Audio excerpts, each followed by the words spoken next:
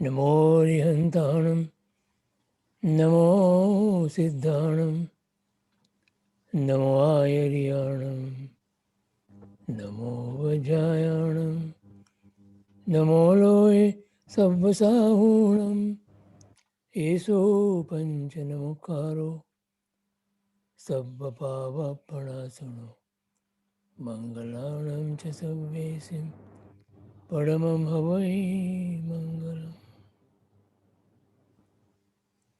અજ્ઞાનતિમિરાંધાનાં જ્ઞાનાંજનશલાકયા ચક્ષુરુન્મીલિतं येन તસ્મૈ શ્રી ગુરવે નમઃ.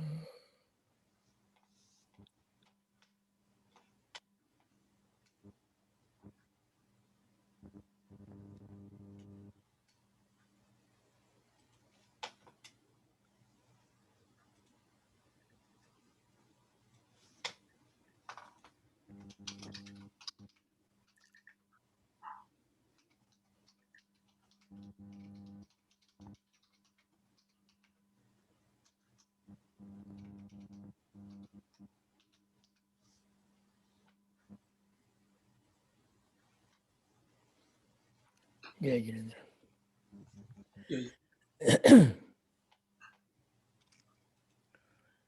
આજે શનિવાર તારીખ 6 ફેબ્રુઆરી 2021. આપણે આપણા સમાજના એક બહુ વિશિષ્ટ મહત્ત્વના સાધક 15માં એના બધા જે શ્લોકો છે એના ઉપર થોડો વિચાર કર્યો હતો. હવે સાહેબજીનું જે વિવેચન છે પાન નંબર 137, પ્રકરણ છે 15મું, છેલ્લું. શુભ અને શુદ્ધ પ્રવાહો, ગુપ્તિઓ અને સમિતિઓ.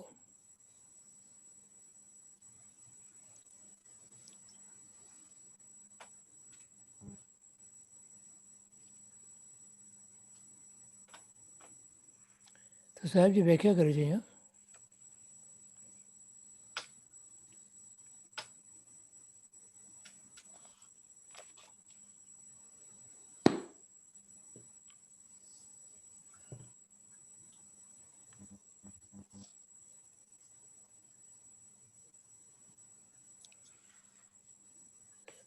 ધ્યાન માટે જે વાત છે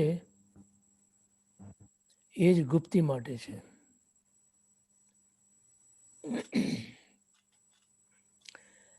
તો ધ્યાનનો અર્થ તો એ છે કે પોતાના ઉપયોગને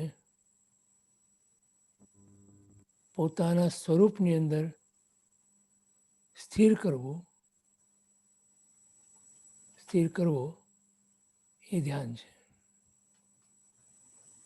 અને ગુપ્તિ પણ એ જ છે. ગુપ્ત થવું એટલે કે એમાં ડુબાડી દેવું. એટલે પોતાના ઉપયોગને જે 3 દિશામાં 3 સાધનો દ્વારા બહાર વહે છે, મન, વચન અને કાયા. તો મન ગુપ્તિ, વચન ગુપ્તિ અને કાય ગુપ્તિ એ દ્વારા એ બહાર વહી જતા ઉપયોગને અંદર ગુપ્ત કરવો. ગુપ્ત ક્યાં કરવો? તો કે સ્વરૂપમાં. એટલે અમૃતચંદ્રાચાર્ય સમયસારની ટીકામાં એક શબ્દ વાપરે છે અને એ છેલ્લે કહે છે. જબરજસ્ત એવી આત્મખ્યાતિ નામની એમની ટીકા છે સમયસારની. અદ્ભુત ટીકા છે. અને ખરેખર તો સમયસારના રહસ્યો અમૃતચંદ્રાચાર્ય 1000 વર્ષ પછી, કુંદકુંદાચાર્યના પછી 1000 વર્ષે થઈ ગયા. એમણે જે ખોલ્યા રહસ્યો, એટલી અદ્ભુત એવી આત્મખ્યાતિ નામનો એમનો ગ્રંથ છે. પણ આવા ગ્રંથની રચના કર્યા પછી પણ પોતે પોતાની જાતને માટે શું વાપરે છે શબ્દો એ જોવા જેવા છે. અને આપણે અહીંયા એક નાનકડી અમુક વસ્તુ કરી હોય તો જગ જાહેર કરીએ છીએ કે મેં કર્યું. The contrast is so profound અને that should be the lesson for everybody. એમ કહે છે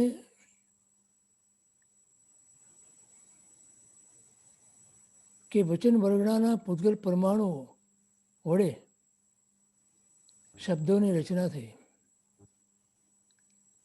એ શબ્દોની રચનાથી વાક્યોની રચના થઈ. એ વાક્યોની રચનાથી સૂત્રોની રચના થઈ. એ સૂત્રોની રચનાથી આ ગ્રંથની રચના થઈ. એમાં સ્વરૂપ ગુપ્ત એવા અમૃતચંદ્રાચાર્ય શું કર્યું? તો કે કાંઈ નથી કર્યું.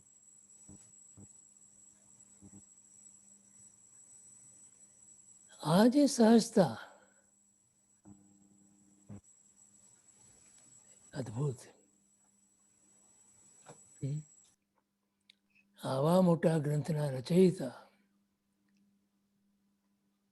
અમૃતચંદ્રાચાર્ય પોતે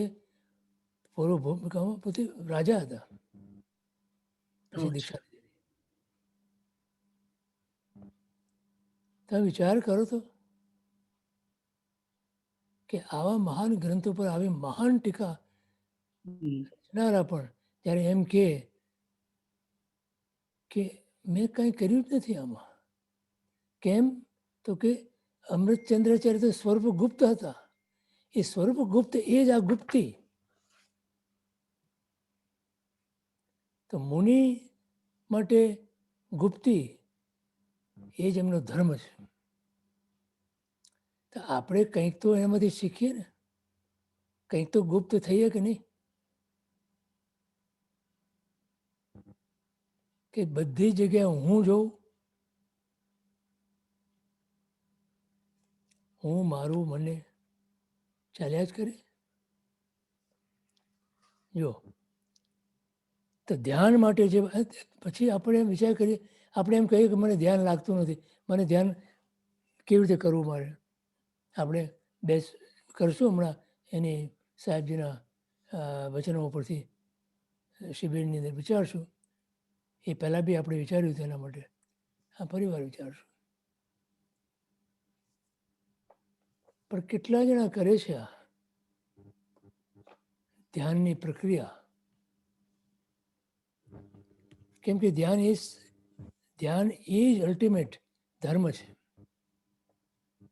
12 તપની અંદર જેટલું મહત્વ આપણે પહેલા તપને આપીએ છીએ એટલું એનો એક અંશ માત્ર પણ મહત્વ આપણે છેલ્લા તપને નથી આપતા. જે કાયોત્સર્ગ જે છે, તો ભગવાનને માટે આપણે એમ કહીએ કે કૌશક ધ્યાનમાં હતા કાયમ. તો કૌશક એટલે કાયોત્સર્ગ અને એને પહેલાની ભૂમિકા એ ધ્યાન, અને ધ્યાન એટલે ગુપ્તી. જો તો ધ્યાન માટે જે વાત છે એ જ ગુપ્તી માટે છે. શુભમાં વહેવું તે પણ ગુપ્તી, અને શુદ્ધમાં હોવું તે પણ ગુપ્તી.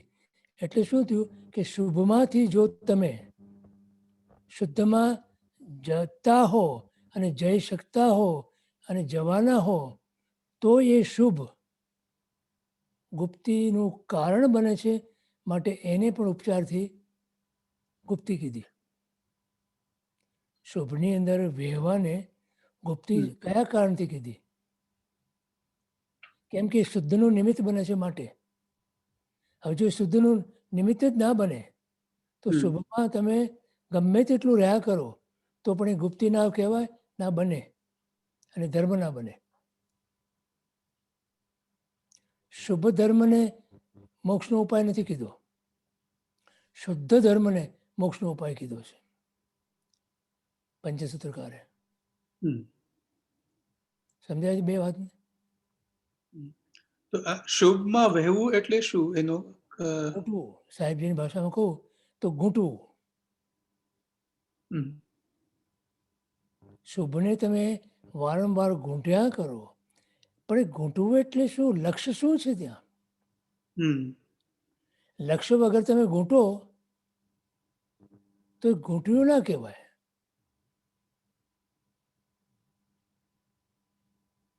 એ તો ગાંચીના બળદ જેવું થાય.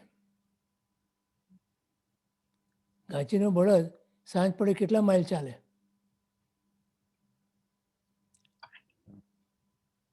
પછી હોય ત્યાં ને ત્યાં જ. હમ,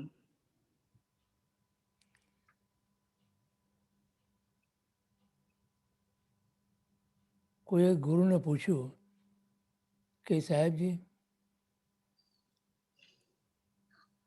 માર્ગ મહત્વનો કે મંજિલ મહત્વની? બોલો. માર્ગ મહત્વનો કે મંજિલ મહત્વની? તો ગુરુ કે મંજિલ સુધી લઈ જાય હે તો માર્ગ, મંજિલ સુધી લઈ જાય તો માર્ગ મહત્વનો. ગુરુ કહે છે કે સાથ મહત્વનો. હા, સાથ. અચ્છા. સાથ મહત્વનો. હમ, કોની સાથે તમે જાઓ છો એ માર્ગ ઉપર, કોણ તમને દોરી જાય છે, એ મહત્વની વસ્તુ છે. માર્ગ પણ મહત્વનો અને મંજિલ પણ મહત્વની. હમ. એ બંને કરતા સાથ વધારે મહત્વનો છે. કિશોરભાઈને પ્રશ્ન છે? બોલો, અનમ્યુટ કરો. અનમ્યુટ કરીને બોલો.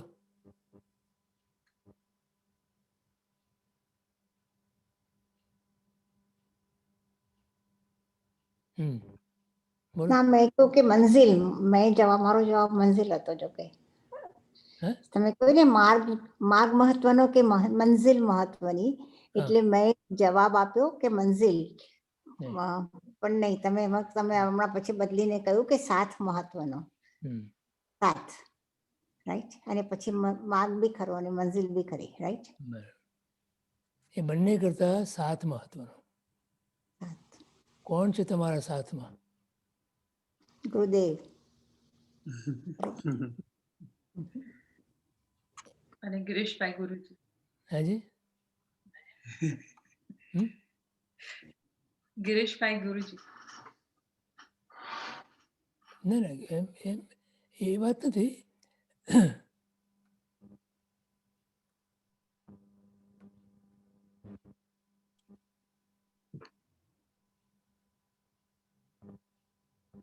આપ અમારી સાથે છો એમ કહું છું. આંગળી પકડીને આપણને જે ચલાવે, નાના હોય ત્યારે મા બાપ આપણને આંગળી પકડીને ચલાવે.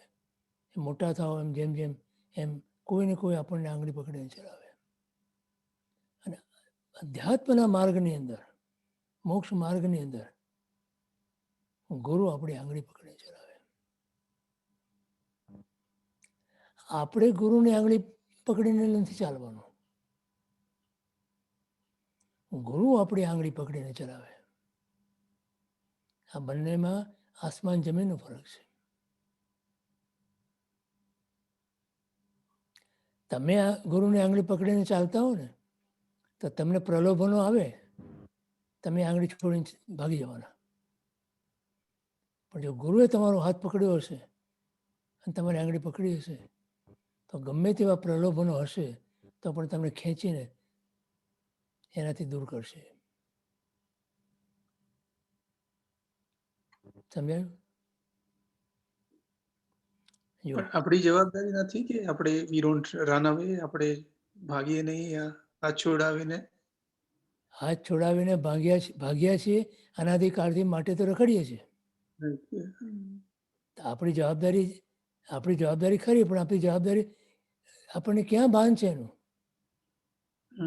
આપણી શું જવાબદારી છે આપણને ક્યાં ખબર છે? અને ધારો કે ખબર હોય તો એનું ભાન પણ નથી.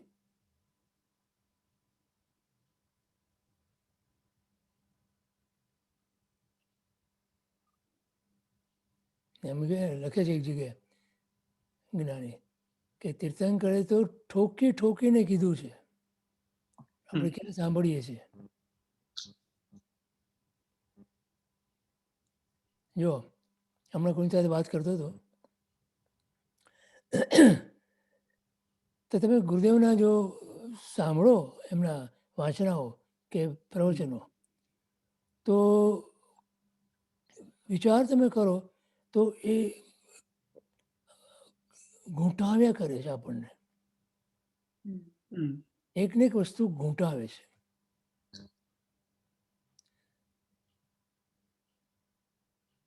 એમના પ્રવચન વાંચના અંદર 4 શબ્દ મહત્વના આવે છે હંમેશા. એમાં પહેલા નંબરનો પ્રભુ,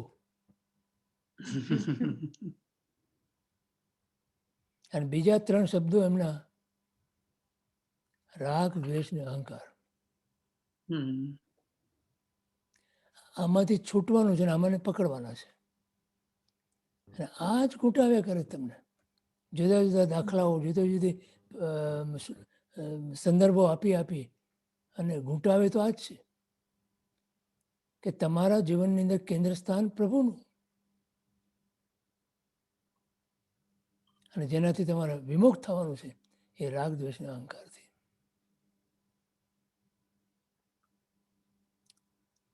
તો અહીંયા એમ કહે છે કે મનોગુપ્તિ એટલે મનનું શુભ ધારામાં હોવું.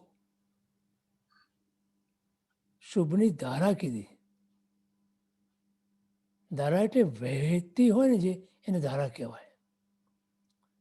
તો ગુપ્તિ તરફ જે વહેતી હોય, મનના ઊંડાણ તરફ જે વહેતી હોય જે ધારા, એ ધારા તરીકે શુભ છે પણ લક્ષ્યની અંદર શુદ્ધ છે માટે એ સ્વીકાર્ય છે. શુભ વિચારો એ શું છે? અશુભમાંથી બચવા માટેનું એક ડિફેન્સિવ તત્વ છે. શુભ વિચારો in itself is not enough. જો એ તમને શુદ્ધમાં લઈ જતા હોય તો જ, નહીં તો નહીં.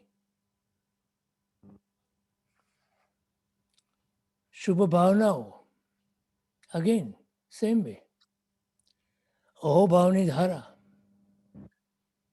એકલી અહોભાવની ધારા તમને વેવલા બનાવશે. પણ એ અહોભાવની ધારાની અંદર તો સ્વરૂપની જાગૃતિ હશે તો તમને શુદ્ધ તરફ લઈ જશે.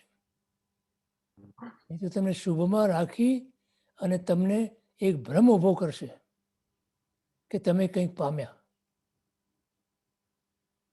યાદ રાખજો, અહોભાવની ધારા સારી છે, બહુમાનની ધારા સારી છે, એ જોઈએ, એ સાધન છે, પણ એ સાધ્ય નથી. એ સાધન કોટીનું છે. સાધ્ય કોટીને તો સ્વરૂપની જાગૃતિ અને સ્વરૂપની પ્રાપ્તિ.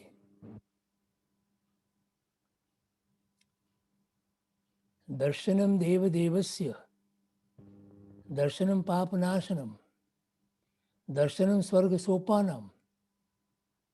અશુભ,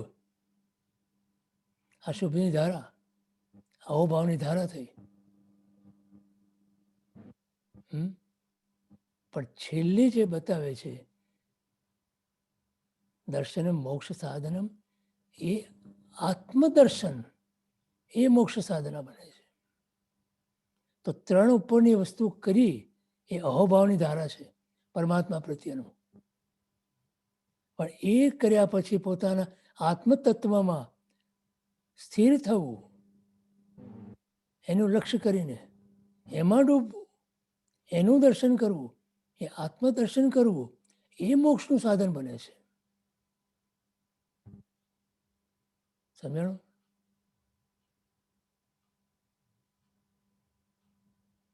દેવના દર્શન કર્યા, પરમાત્માના દર્શન કર્યા,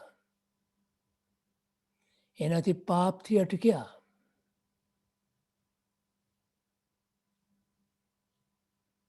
બરોબર. હમ. અને સદગતિની પ્રાપ્તિ થઈ કેમ કે વ્યવહાર ધર્મ છે, પણ નિશ્ચય ધર્મ તો છેલ્લું. દર્શનમ મોક્ષ સાધનમ. તો કયું દર્શન મોક્ષ સાધન બને છે? આત્મદર્શન.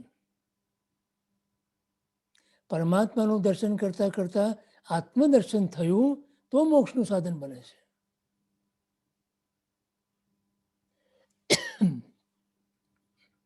સમજ્યા છે? આપણે અહીંયા આવીને અટકી જઈએ છીએ. હમ. દેરાસરમાં જઈને ભગવાનના દર્શન કર્યા, હમ. ચૈત્યવંદન કર્યું, પૂજા કરી, ભક્તિ કરી, બધું કર્યું, પણ પછી એનાથી આગળ વધીને ત્યાં આત્મદર્શન થયું કે કર્યું? કેમ કે એ મોક્ષનું સાધન છે. પેલા બધા જે કર્યા એ તો સ્વર્ગના સાધન થયા. બહુ તો પાપનો થોડો પ્રવાહ અટક્યો, એથી વિશેષ કાંઈ નથી બન્યું. હવે એની અંદર આપણે ધર્મને પ્રસ્થાપિત કર્યો અને પુણ્યની કમાઈ કરી. પુણ્યને ધર્મ માન્યો જે દિવસથી, તે દિવસથી આપણી મોક્ષની સાધના રોકાઈ ગઈ, અટકી ગઈ.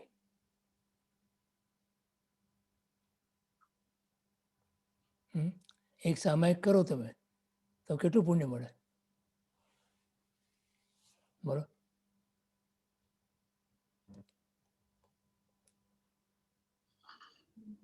$925 પલ્યપમ દેવનું આયુષ્ય પ્રાપ્ત કરો તમે, કેટલા? હા, એવું જ કઈ નંબર છે. 925, 925, હા. 925. 3 વાર 925 આટલા પલ્લે. બરાબર. એક સામાયિક કરો એટલે તમને મગજમાં શું ઠસાવ્યું છે? 925 કે 955 કેવું કંઈક છે. એટલા પલ્યપમનું દેવનું આયુષ્ય બાંધ્યું તમે. તો દેવગતિ એ 4 ગતિમાંની એક ગતિ છે કે નહીં? તો 4 ગતિનું પરિભ્રમણ તો ઊભો રહ્યો. તો શું કર્યું? સામાયિક કર્યું અને 4 ગતિનું પરિભ્રમણ થયું, તો સામાયિક ધર્મ બન્યો કહેવાય?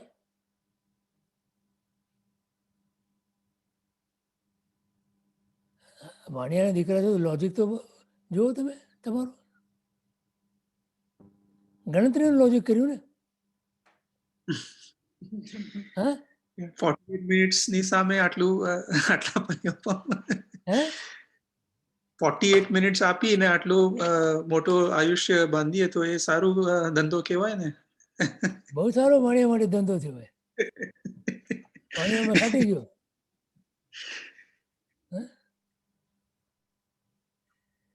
અને ઓલો બ્રહ્મદત્ત ચક્રવર્તી 700 વર્ષના આયુષ્યની અંદર જે કામ કર્યા એમાં કેટલું નરકનું આયુષ્ય બાંધ્યું કયો? 33 સાગરોપમનું નરકનું આયુષ્ય બાંધ્યું એણે ખાલી 700 વર્ષના એના આયુષ્યમાં. કેટલો ખોટલો ધંધો કર્યો એણે. હા, અને ઓલો તંદુલિયા મસ્ત છે, એક અંતર્મુહૂર્તના એના આયુષ્યની અંદર 48 મિનિટના આયુષ્યની અંદર 7મી નરકનું આયુષ્ય બાંધે છે. બોલો.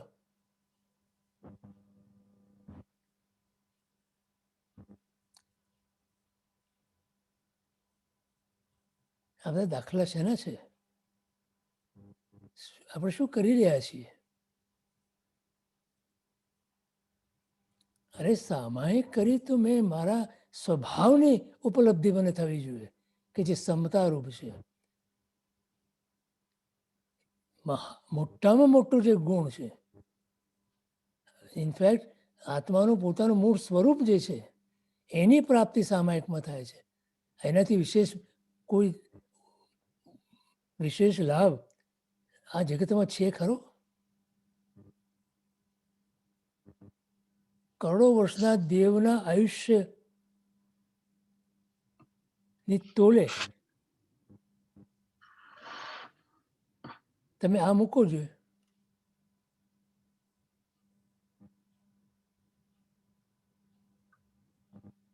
ચાર ગતિના ચક્કરને તોડી નાખે, કાપી નાખે અને મુક્ત કરે તમને.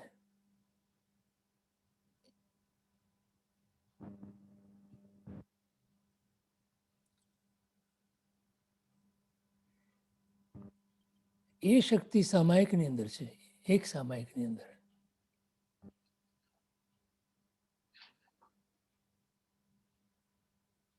પુણ્ય સાવકનું સામાયિક પ્રભુએ કેમ વખાણ્યું?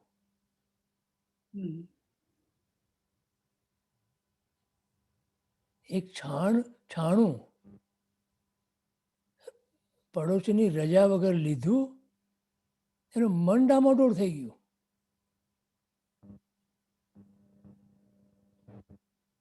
આ સમતા ગુણ કહેવાય. આની માગણી આપણે કરીએ છીએ કરમી બનતીની અંદર પ્રભુ પાસે.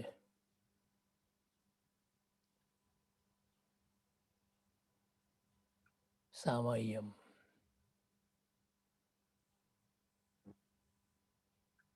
એક સમતા ગુણ આવી જાય આપણામાં તો ધર્મ આવ્યો કહેવાય.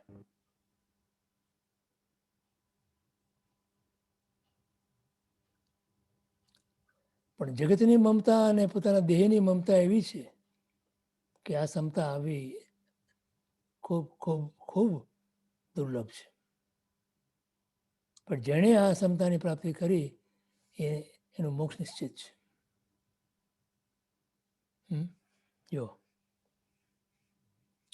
અને શુભ અભ્યસ્ત બને. અભ્યસ્તનો અર્થ શું? અસ્થિમજ્જા બને એટલે શુદ્ધ પકડાઈ જાય. જો સૌથી લક્ષ્યમાં શુભ નથી, લક્ષ્યમાં શુદ્ધ લક્ષ્યમાં છે. શુભના રનવે પર આત્મ વિમાનની થોડીક લટાર અને શુદ્ધના આકાશમાં એનું ઉડ્ડયન. તો શુભ તો એક રનવે છે, ઓન રેમ્પ.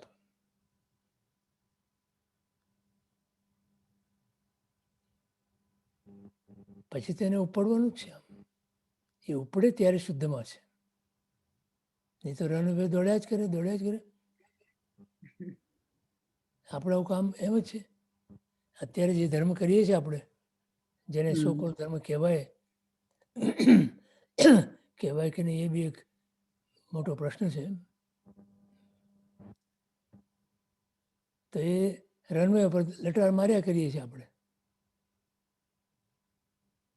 અને એ રનવે પર લટાર મારો તો એ દ્રશ્યો તમને દેખાય. બરોબર? એ જ રીતે તમને એ ચાર ગતિના ચક્કર આપણા માટે. ગમે તેટલો ધર્મ કરો તમે, પણ જો શુદ્ધનું લક્ષ્ય નથી, જો સ્વરૂપનું લક્ષ્ય નથી, સ્વરૂપ તરફનું જે આપણું મહત્વ જોઈએ, એ મહત્વ નથી આવતું જ્યાં સુધી, ત્યાં સુધી શુભની અંદર લટાર મારે કરવાના છે. જો એ લિફ્ટ ઓફ માટે જે બળ જોઈએ એ બળ આવતું નથી ને આપણામાં, એટલે વી આર જસ્ટ સ્ટક. હા, તો લેપટોપ માટે બળ આપણે ગુરુદેવ આપે છે.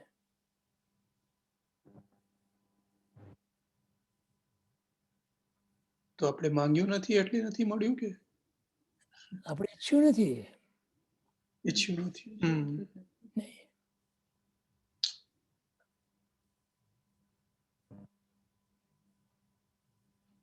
રનવે બહુ ગમી ગયો છે. રનવે બહુ ગમી ગયો છે.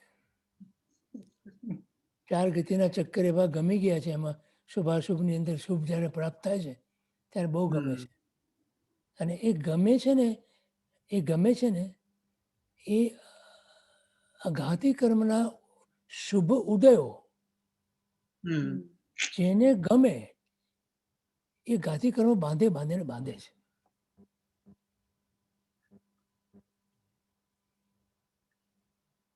બધાને ગમે છે ને, હા, નથી અશુભ અઘાતીના શુભ ઉદય તો બધાને ગમે છે.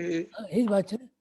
અઘાતીના શુભ ઉદયો જેને ગમે એ ગાતી કર્મ બાંધે બાંધે ને બાંધે, અને ગાતી કર્મ બધા અશુભ જ છે, એમાં કોઈ શુભ છે નથી. હમ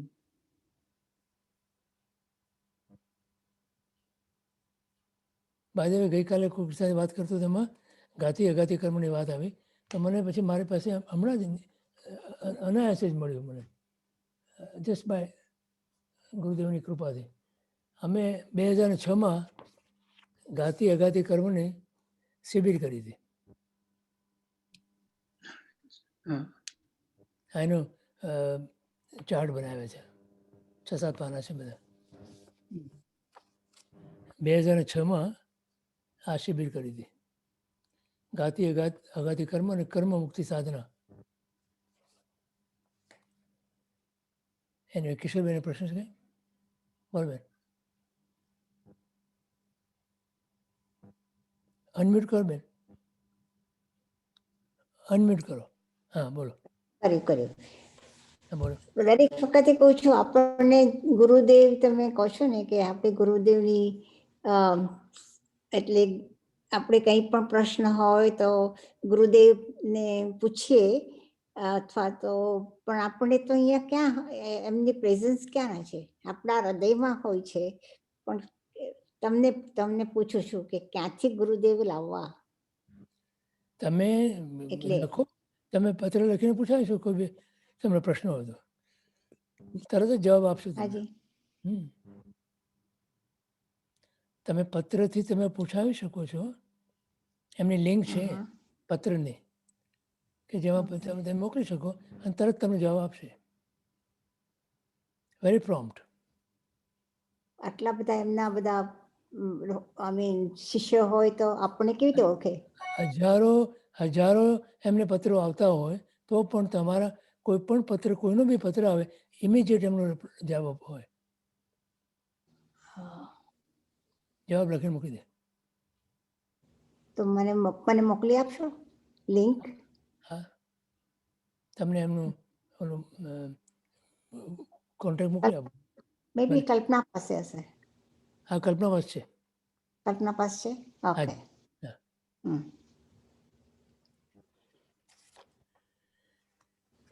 કોઈને પણ પ્રશ્ન પૂછવો હોય સાહેબજીને, તો તમે જસ્ટ લખી અને મોકલી આપો એટલે તરત સાહેબજી તમને જવાબ આપી દેશે. બોલો મંજરી. પ્રણામ ગિરીશભાઈ. જી. પ્રશ્ન એ છે કે કોઈ ધર્મ સાચો તો થવાનો નથી, શુભ અને અશુભ એટલે પુણ્ય અને પાપ જ બંધાયા કરે છે. જી. ત્યાં સુધી તો એ ધર્મ કહેવાય જ નહીં, બરાબર છે. અને સમ્યક દર્શન વિના જે બધી શુભ ક્રિયા એ કરે છે એ ધર્મ નથી. તો એમ થાય કે શું આપણે શુભ ઘૂંટ્યા કરશું તો લક્ષ્ય શુદ્ધનું રાખીને તો શુદ્ધમાં પહોંચી જશું? હા, જો ધર્મ કહેવાય ક્યારે કહેવાય? લક્ષ્ય ઉપર ધર્મનો પ્રમાણ નક્કી થાય છે. પ્રમાણિકતા ધર્મની ક્યારે નક્કી થાય, કોને કહેવાય? તો કે લક્ષ્ય શું છે તમારું? અરે તમે જીવનમાં પણ કંઈ બી કરો છો ને, તો લક્ષ્ય વગર તો કંઈ નથી કરતો તમે. એક વસ્તુ તમે લક્ષ્યથી કરો છો, તો ધર્મમાં કેમ આમ? હા, ધર્મમાં લક્ષ્ય છે તમારું. શું લક્ષ્ય છે?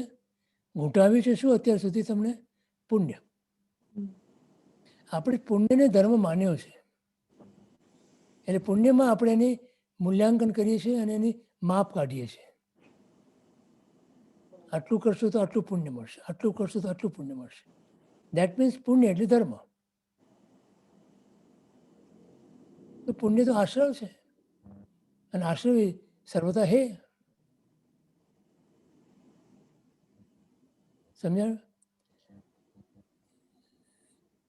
તમે જે કંઈ કરો, ધર્મ કરો કે સંસારની કોઈ બી ક્રિયા કરો, એ દરેકની અંદર તમારું લક્ષ્ય તો હોય ને.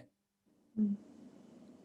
તો આમાં તમારું લક્ષ્ય છે ધર્મમાં, પણ તમારું લક્ષ્ય ખોટું લક્ષ્ય છે. તમારું લક્ષ્યમાં જે પુણ્ય છે એ પુણ્ય એ જ મોટું વિઘ્ન છે. સ્વરૂપની પ્રાપ્તિ કે સ્વરૂપનું લક્ષ્ય, સ્વરૂપની શુદ્ધતાનું લક્ષ્ય એ જ્યારે હોય ને ત્યારે એ ધર્મ બને. નહીં તો માત્ર પુણ્યનો જો લક્ષ્ય હોય તો ધર્મની ક્રિયા બને પણ ધર્મ ના બને. સમજાણું? એટલે શુદ્ધ લક્ષ્ય એ રીતે સોચી શકાય કે આ પુણ્ય પણ પુણ્ય છે એ છોડવાનું છે એક દિવસ. હમ. હું એનાથી અલગ આત્મા છું. જો એ દ્રષ્ટિકોણ વપરાય.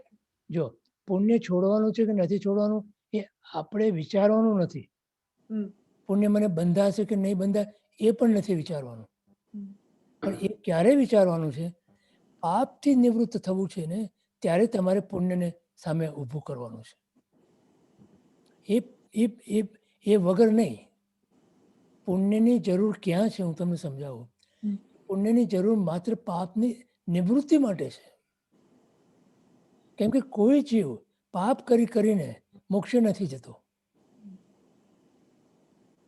અને એની સાથે સાથે પુણ્ય કરીને પણ મોક્ષ નથી જતો. હમ. આ બંને વસ્તુ કરીને મોક્ષે નથી જવાતું. આ બંને વસ્તુ છોડીને મોક્ષે જવાય છે. હમ. સમજાણું? હા. પાપને આપણે- છોડવું પડે, પાપ છૂટી જાય. અરે પાપને છોડવું પડે, પુણ્ય છૂટી જાય. હમ. બે સમજાય વાત? પાપને પણ એ અત્યારના એવું લાગે છે કે જાણે પુણ્ય છૂટશે ખરું, હજી કારણ કે કોઈ નિર્વિકલ્પ દશા સુધી તો પહોંચ્યા નથી અને આમાં જ વાંધો નહીં, પણ તમને છે ને પુણ્ય એટલા માટે વધારવાનું કહે છે કે એના સામે તમે પાપને છોડો છો ને માટે, છૂટે છે માટે રાધર. અને પુણ્યથી તમને સાધન સામગ્રી સંયોગો પ્રાપ્ત થાય છે. હવે એ પ્રાપ્ત થાય ત્યારે એનો જે સદુપયોગ કરીએ આપણે પોતાની શુદ્ધિ માટે, તો એ પુણ્ય તમને તમારા સ્વરૂપની પ્રાપ્તિમાં ઉપયોગી બન્યું કહેવાય. અને એ ઉપયોગી જ્યારે બને ને ત્યારે એ પુણ્યને છોડવું ના પડે, એ આપોઆપ છૂટી જાય. ઘણી વખત મેં આ દાખલો આપ્યો છે 5 પાંડવોનો.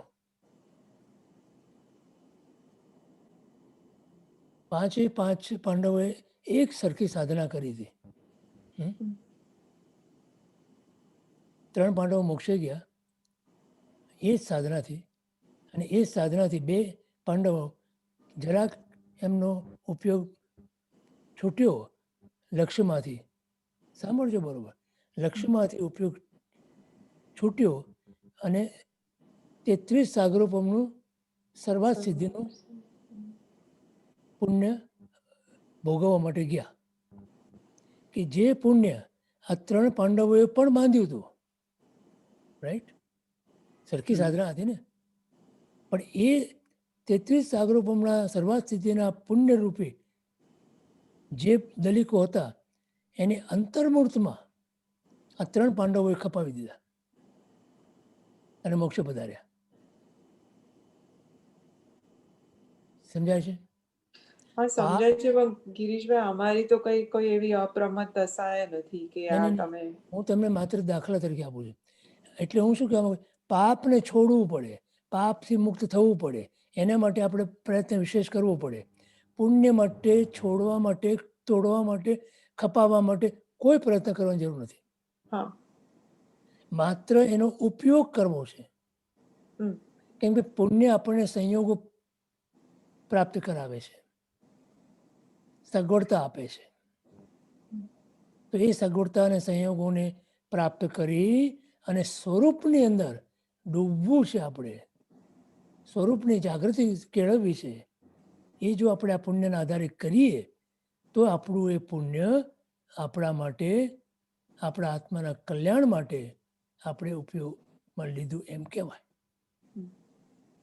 નહીં તો એ જ પુણ્ય તમને પાપ કમ કરાવશે, બરાબર. અને એ જ પુણ્ય તમને મોક્ષની અંદર સાધનરૂપ પણ બનશે. હમ. ખ્યાલ આવ્યો? એટલે જાગૃતિ સતત રાખવાની. સતત જાગૃતિ એટલે eternal vigilance is the price of liberty. બરાબર. મુક્તિ પામવા માટે અને એને ટકાવવા માટે, એ માર્ગની અંદર ટકવા માટે સતત જાગૃતિ એ અનિવાર્ય છે.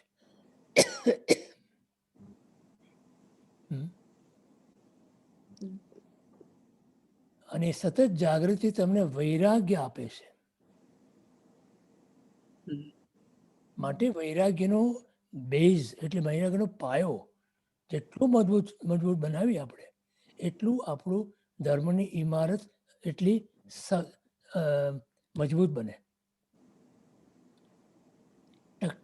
ટકે એવી બને. બરાબર.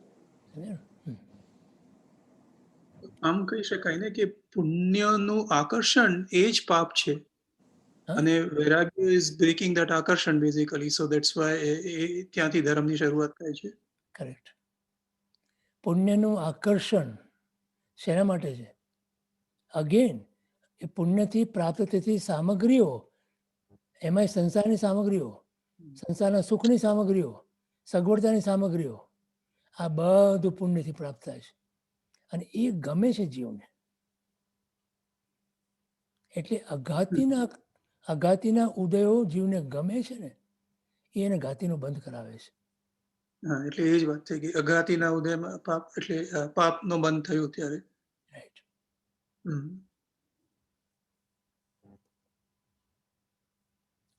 અઘાતીની શુભ પ્રકૃતિ જીવને ગમે છે. સમજાણું? પણ એમાં જે છે આપણે બે વિભાગ પાડવા પડશે ને, કે જે સંસારિક જે છે પૈસા, પુત્ર, પરિવાર, બધું માન મોભો, એ જ જુદું છે, અને જે દેવગુરુ ધર્મની જે પ્રાપ્તિ છે પુણ્યના આધારે એટલે એ નિમિત્તોની, તો એમાં તો ગમવું પણ સારું છે ને. હા, એટલે તમને નિમિત્તો તો છે જ ને. એટલે ત્યાં કહે છે કે જ્યાં સુધી તમારા જીવનની અંદર ગમો અણગમો છે, જ્યાં સુધી તમારા જીવનમાં ગમો અણગમો છે, ત્યાં સુધી તમારે નિમિત્તોની પસંદગી કરવી અત્યંત આવશ્યક છે અને જરૂરી છે. હા, સમજાણું?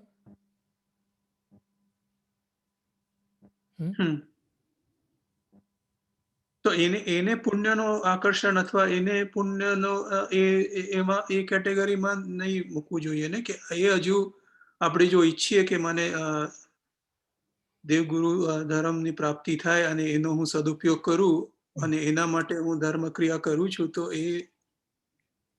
એ નથી સારું.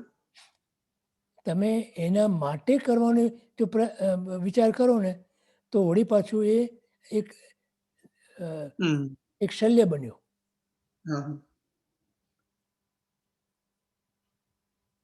સાહેબજી કહે છે ને, ભક્તિ જ કરવી છે મારે ભગવાનની. શેના માટે? તમને ભક્તિ માટે જો કરો તમે, તો એ ભક્તિ છે. હું ભક્તિ કર્યા વગર રહી શકતો નથી, એ ભક્તિ છે. એમ હું સારું કામ કર્યા વગર રહી શકતો નથી, તો એ કામ સારું કહેવાય. પણ સારું કામ કરવું મને વાહવા મળે, માન ખિતાબ મળે, હાર તોરા પહેરાવે લોકો, તો એ સારું કામ ના કહેવાય. ખ્યાલ આવે? એમ ધર્મ કરીને મારે શું પ્રાપ્ત કરવું છે? અને તમે ધર્મ કરો એમ જે બોલો છો ને, એમાં જ તમારી ક્રિયા આવે છે. અને ધર્મની ક્રિયા જે છે ને, એને જે મહત્વ આપીએ છીએ ને આપણે, એટલે એના કારણે મને પ્રાપ્ત થતું પુણ્ય એનું લક્ષ્ય બની ગયું. નહીં તો ધર્મ સહજ બને, અને સહજ ધર્મ જ્યારે બને ત્યારે એ આત્મધર્મ બને.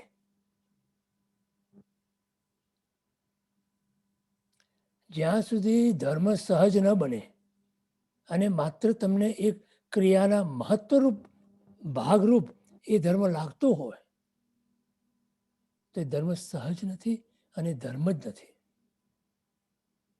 એ માત્ર ધર્મની ક્રિયા છે.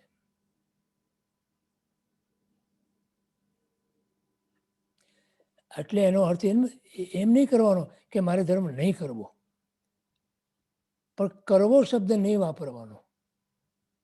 હું ધર્મમાં રહું, મારું જીવન ધર્મમય બનો, ધર્મ મારા જીવનનો મંત્ર બનો.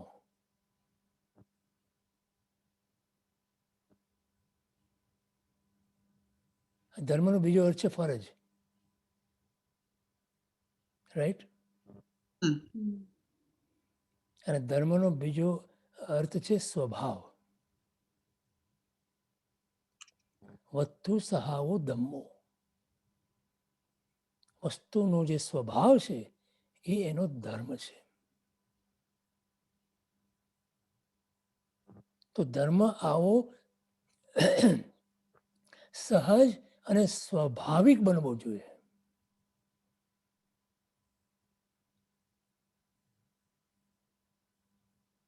એટલે ત્યાં 3 શબ્દ વાપર્યા આનંદગંજી મહારાજ સાહેબે: અભય, અદ્વેષ અને અખેદ.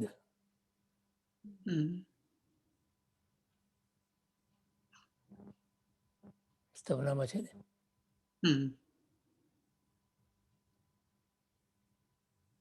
એમાં જે અખેદ શબ્દ છે ને એ બહુ મહત્વનો છે. અને ત્યાં જ આપણે ચૂકીએ છીએ. એ અખેદ શબ્દ જ્યાં સુધી નથી આવતો ત્યાં સુધી ધર્મ બનતો જ નથી.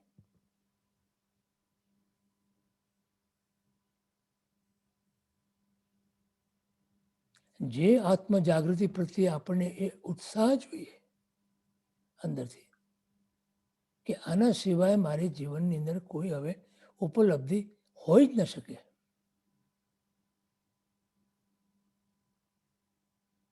તો સંસારની બધી જ ક્રિયાઓ કરતી વખતે પણ અંદર ધર્મ તમારો અંદર આવશે.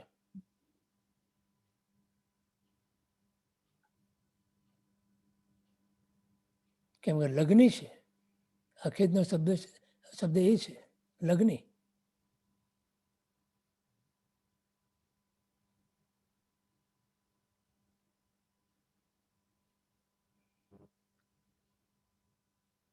મોહે લગન લગી ગુરુ ચરણ કી.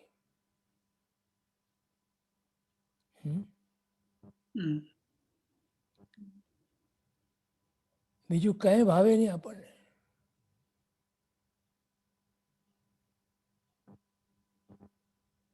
ધર્મઋષિ મારા સાહેબ ગાય છે ને, મોહે લાગી લગન ગુરુ ચરણ કી, और कछु नहीं भावे.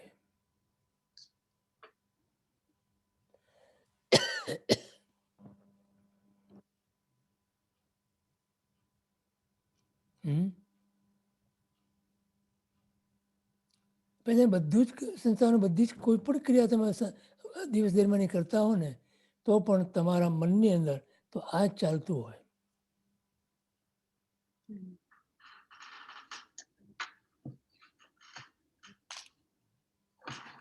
તો ધર્મ બને. બરોબર કિશોરબેન? હા ગિરીશભાઈ, ધર્મ સહજ બને એના એના મેનિફેસ્ટેશન શું છે? એટલે મીન્સ કે તમને કેવી રીતે ખબર પડે કે મેં ધર્મ કર્યો અને મારા માટે તમે શાંત બની જાઓ, તમે શાંત પ્રશાંત ઉપશાંત બની જાઓ અને કોઈ તમને અસર ના કરે મન ઉપર, કોઈ વસ્તુ, કોઈ વિચાર, કોઈ પ્રસંગ, કોઈ ઘટના, તો સમજો કે તમે ધર્મ પરિણમ્યો. ધર્મનું ફળ રોકડું શાંતિ, કર્મનું ફળ ઉધાર્યું.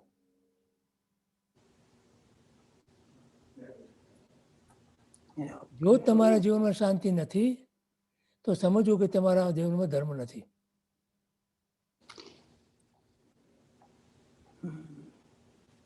બરોબર બેઠું? સમજાણું? ધર્મનું ફળ રોકડું છે અને તે શાંતિ. બરોબર.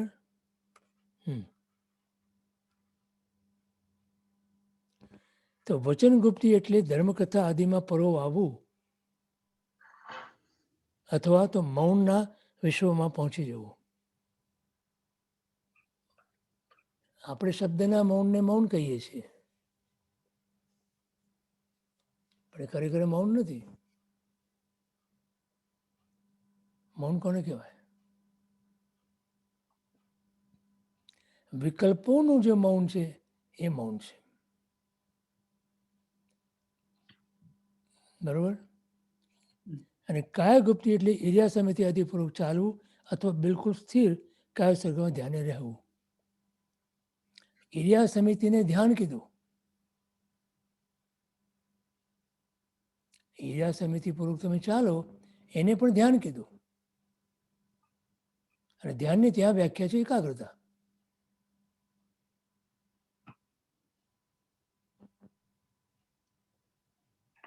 અને ધ્યાન પછી જે આપણા દર્શનની અંદર કાયોત્સર્ગ આવે છે અને અન્ય દર્શનની અંદર સમાધિ આવે છે. સમાધિનો અર્થ છે કે કાયોત્સર્ગનો અર્થ છે એક જ અર્થ છે બંનેના, એ કે તમારા ઉપયોગનું તમારા સર્વ આત્મપ્રદેશની અંદર ફેલાઈને રહેવું, એનું નામ ધ્યાન, એનું નામ સમાધિ અથવા તો કાયોત્સર્ગ. એટલે ઉપયોગ તમારો એક અંશ માત્ર પણ બહાર ન હોવું, એનું નામ કાયોત્સર્ગ. એટલે કાયાનો ઉત્સર્ગ, છૂટી જવું. શેમાંથી છૂટી જવું? તમારા ઉપયોગમાંથી. યોગથી છૂટી ના જાય, ઉપયોગથી છોડવાનું છે. યોગથી છૂટે મૃત્યુ પામ્યો કહેવાય. ઉપયોગથી છૂટવું એને કાયોત્સર્ગ કહેવાય, સમાધિ કહેવાય. સમજાણું? એટલે આપણે પ્રભુની 12.5 વર્ષની સાધનાને કઈ રીતે કહીએ છીએ કે પ્રભુ હંમેશા કૌશક ધ્યાનમાં હતા. કૌશક ધ્યાન એટલે કાયોત્સર્ગ અને ધ્યાન.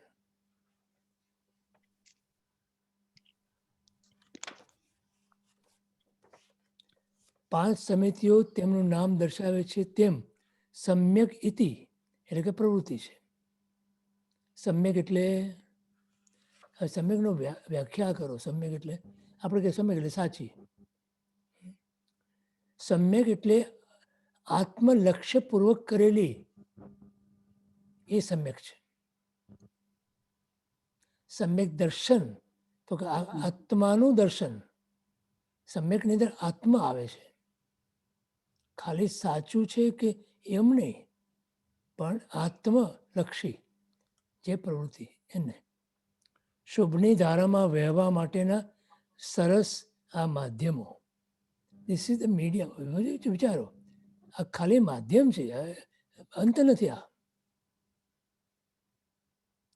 શુભની ધારામાં વહેવું માટે કંઈક તમને માધ્યમ જોઈએ વહેવા માટે, તો આ બધા એના માધ્યમો છે. તેજસનો પ્રશ્ન છે. પ્રણામ ગિરીશભાઈ. તમે આ કાયોત્સર્ગની જે વાત કરી ને, એમાં અત્યારના કાળમાં આપણાથી હકીકતમાં એટલું સંભવ છે કે આપણે કાયોત્સર્ગ બને એટલા ઉપયોગથી કરવાની કોશિશ કરીએ, પણ એ વખતે આપણી ઉપર કોઈ એનો ઉપસર્ગ આવે કે કાંઈ બી થાય તો ત્યારે આઈ ડુ નોટ નો કે આપણું અત્યારનું સંઘયણ બળ કેવું છે કે જેમાં આપણે સંભાવમાં રહી શકીએ કે પ્રભુ મહાવીર સ્વામીએ જેવો કાવસક કરેલો કે જે સુદર્શન શેઠના અને જે દાખલા આવે છે એવું આપણાથી સંભવિત છે બી કે નહીં, કે મહાવીર સ્વામીને તો હાથી સૂંઢમાં લઈને પછી ફંગોળે કાયોત્સર્ગમાં હોય ત્યારે એવું આપણે તો કદાચ આપણે ઉભા હોઈએ ને કદાચ કોઈ આવીને સમજો માની લ્યો કે લાફો મારે આપણને ત્યારે, કે કાંઈ પણ એવો કોઈ પણ ઉપસર્ગ કરે. આઈ ડોન્ટ નો કે આપણા અત્યારના સંઘયણ બળમાં એવી તાકાત છે ખરી? આમાં અત્યારના સંજોગોમાં તમને સંઘયણ બળ કરતાં મનોબળ જોઈએ. ઓકે આપણી પાસે સંજ્ઞાન બળ નથી, ઓકે માટે આપણે મનોબળ કેળવવાનું.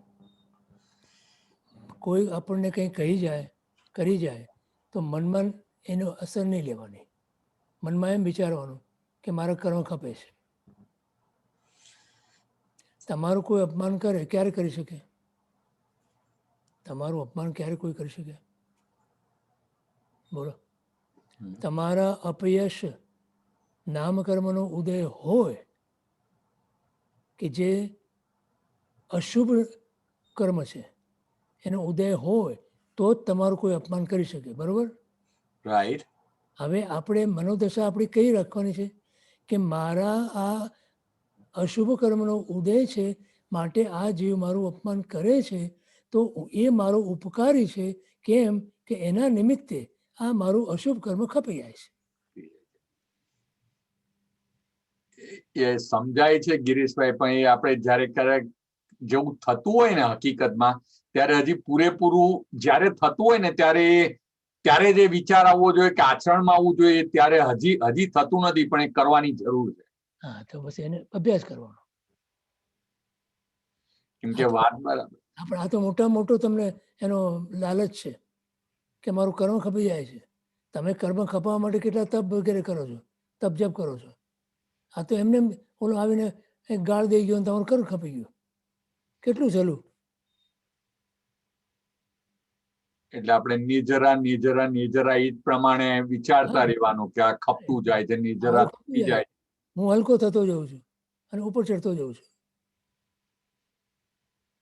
કેટલો બધો ઉપકાર કહેવાય. એ જીવનનો તમે ઉપકાર વેદો એને ઉપકારી માનો તો થાય કે નહીં? બરાબર છે. બસ ઓકે, ઘૂંટતા રહેશું. એમાં તમારે સંજ્ઞાનની જરૂર નથી. રાઈટ, એ સંજ્ઞાનનું કાયોત્સર્ગ માટે પૂછતો હતો, કેમ કે ત્યારે આપણે વાત થઈ ને, આઈ મીન એમાં પૂરેપૂરો એટલે આપણે બને એટલું કોન્સન્ટ્રેટ કરવાની કોશિશ કરીએ કાયોત્સર્ગ વખતે. પણ એમાં હકીકતમાં તો એ છે ને કે આપણે કાયાને ગોપાઈ દેવાની કે એને પણ આપણને એ જ વખતે તમે આમ ધ્યાન રાખીને કરતા હો, પણ હવે જસ્ટ કોઈ ત્યારે તમને કઈ આવીને ઉપસર્ગ કરે તો આઈ ડોન્ટ નો કે આપણામાં એવી તાકાત છે કે નહીં કે એને તમે એમને ઇગ્નોર કરી શકો. તમારામાં એ તાકાત હોય કે ના હોય એના કરતા તમારા મનની તાકાતને કેળવો. મનની તાકાત કેળવો. I think that is the key thing. That's what I should think about. Thank you. Yeah, thank you. આજે દાખલો આપ્યો એમાં પણ એ જ પુરવાર થાય છે, રાઈટ, કે આપણે જો કોઈક લાફો મારે કે અપમાન કરે અને જો મારો લક્ષ્ય શુદ્ધિનો હોય, સ્વભાવનો હોય, તો એ સારો સોદો છે. This is a good business કે આ હું ખપી જાય. પણ જો મારે ખાલી વાહવા જોતી હોય બીજાની, તો પછી હું તો ઉપવાસ કરીશ કે અઠમ કરીશ કે અઠાઈ કરીશ કે એ કરીશ. હા હા, બરોબર. તો વાણિયા દીકરો શું કરે? Minimum effort, maximum benefit. પણ એ જેમ કીધું દિનેશભાઈ, એ બરાબર છે કે રાઈટ, કે ત્યારે આ લક્ષ્ય નથી અને એના લીધે દેન એ જ ભાવ આવે છે કે આ શું કામ મારું અપમાન કરે છે અને Y who is she or who is he to tell me this and all of that. અને તમે સુવર્ણ અક્ષરથી કંકોત્રી મોકલી હતી, ઇન્વિટેશન કાર્ડ મોકલ્યું હતું, માટે આવ્યા બિચારો તમારા કર્મ ખપાવવા માટે. હવે તમે એને જાકારો આપે કે ધૂતકારો, તે તમારે શોભે તમને? એ રીતે વિચારો. કોઈ જીવ તમારી પાસે તમારા આમંત્રણ વગર આવી શકે જ નહીં. બોલો, આ સનાતન નિયમ છે. કોઈ જીવ તમે આમંત્રણ ના આપ્યું હોય તો તમારે ત્યાં આવે કોઈ દિવસે ના આવે, કોઈ વખતે ના આવે. તમે સુવર્ણ અક્ષરથી લખેલી કંકોત્રી મોકલેલી તો બિચારો આવ્યો એ જીવ તમારા કર્મ ખપાવવા માટે, તમારા ઉપર ઉપકાર કરવા માટે. હવે તમને એ ભાન ન હોય, એ જ્ઞાન ન હોય, અને એ ધ્યાન ન હોય અને તમે એ ન સ્વીકારો તો તમે સજ્જન કેવો કયો મને બોલો. ના એ બરાબર છે. તો બરાબર છે એમ કહો છો પછી સ્વીકારતા કેમ નથી? હમ?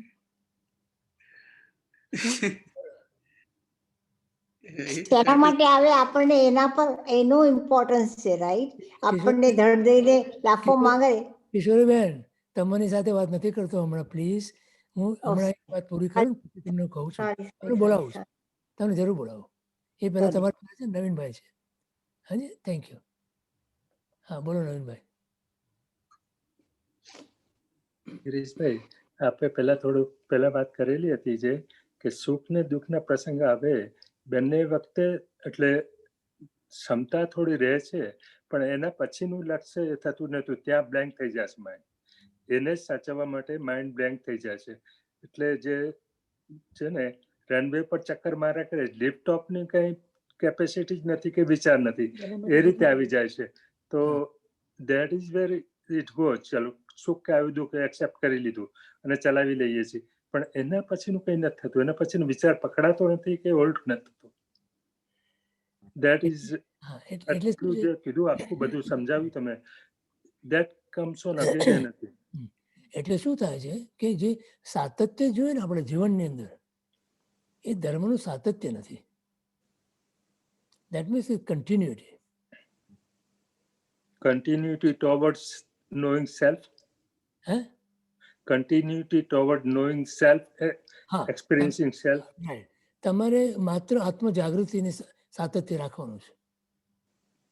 સ્વરૂપ પ્રત્યેના લક્ષ્યની જાગૃતિ, એનું સાતત્ય જ્યાં સુધી આપણામાં આવશે નહીં, ત્યાં સુધી આપણને આ પ્રોબ્લેમ થશે જ, આ સમસ્યા ઊભી જ રહેશે. એટલે સ્વરૂપ પ્રત્યેની જાગૃતિ તરીકે અત્યારે તો રાગદ્વેષના ભાવ ન થાય એ જ તરફ રહે છે, પણ એનાથી આ બાજુ પોતાનો અનુભવ થાય એ નથી થતું. એટલે it stops there or it just does not go on the other side. હા, એટલે શું થાય છે કે અત્યારે આપણને એક નેગેટિવ ભૂમિકા ઉપર છીએ આપણે, નિષેધાત્મક ભૂમિકા ઉપર. હવે વિધેયાત્મક ભૂમિકા ઉપર જવા માટે મારે સ્વરૂપ જાગૃતિ, સ્વરૂપનું લક્ષ્ય, સ્વરૂપની પ્રાપ્તિ, બસ એ તમે એ દિશા તમારી પકડાય ને પછી તમે આ બધું જે નિષેધાત્મક છે એ છૂટ થઈ જશે. ઓકે. અને એને તરફ લક્ષ્ય પણ નહીં રહે. ઓકે. આવ્યું તો આવ્યું, ગયું ગયું, એમ ઓકે. ફેર પડે છે આપણને. That is true. That's very, very true. Bus. Okay. અને ખરેખર તમે જુઓ ને, ખરેખર જો વિચારો તમે, તો તમને આનાથી કાંઈ ફેર પડતો પણ નથી. Very true. કોઈ વ્યક્તિ આવીને આમ કર્યું તેમ કર્યું, એને કાંઈ આપણે જીવનમાં ફરક પડતો નથી. આપણે માની લઈએ તો ફરક પડે, અને આપણે માનીએ જ નહીં એને તો ફરક પડવાનો નથી. કંઈ પડતો નથી. સાચી વાત છે. Thank you. હા, બોલો જયશ્રી.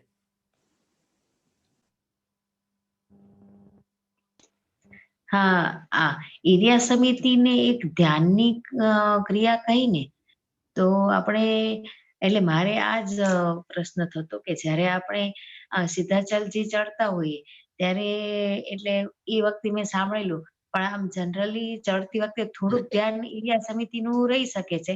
પછી બધાને જોઈને કોઈ માળા ફેરવતું હોય, કોઈ એવી રીતે, તો પછી એ કરવાનું આમ તો ના કહેલી છે, આઈ થિંક સો. એટલે એવું મેં સાંભળ્યું હતું કે માળા કે કશું ફેરવવાનું નહીં, આપણે માત્ર ને માત્ર એરિયા સમિતિનું જ ત્યારે ધ્યાન રાખવું. Correct, correct.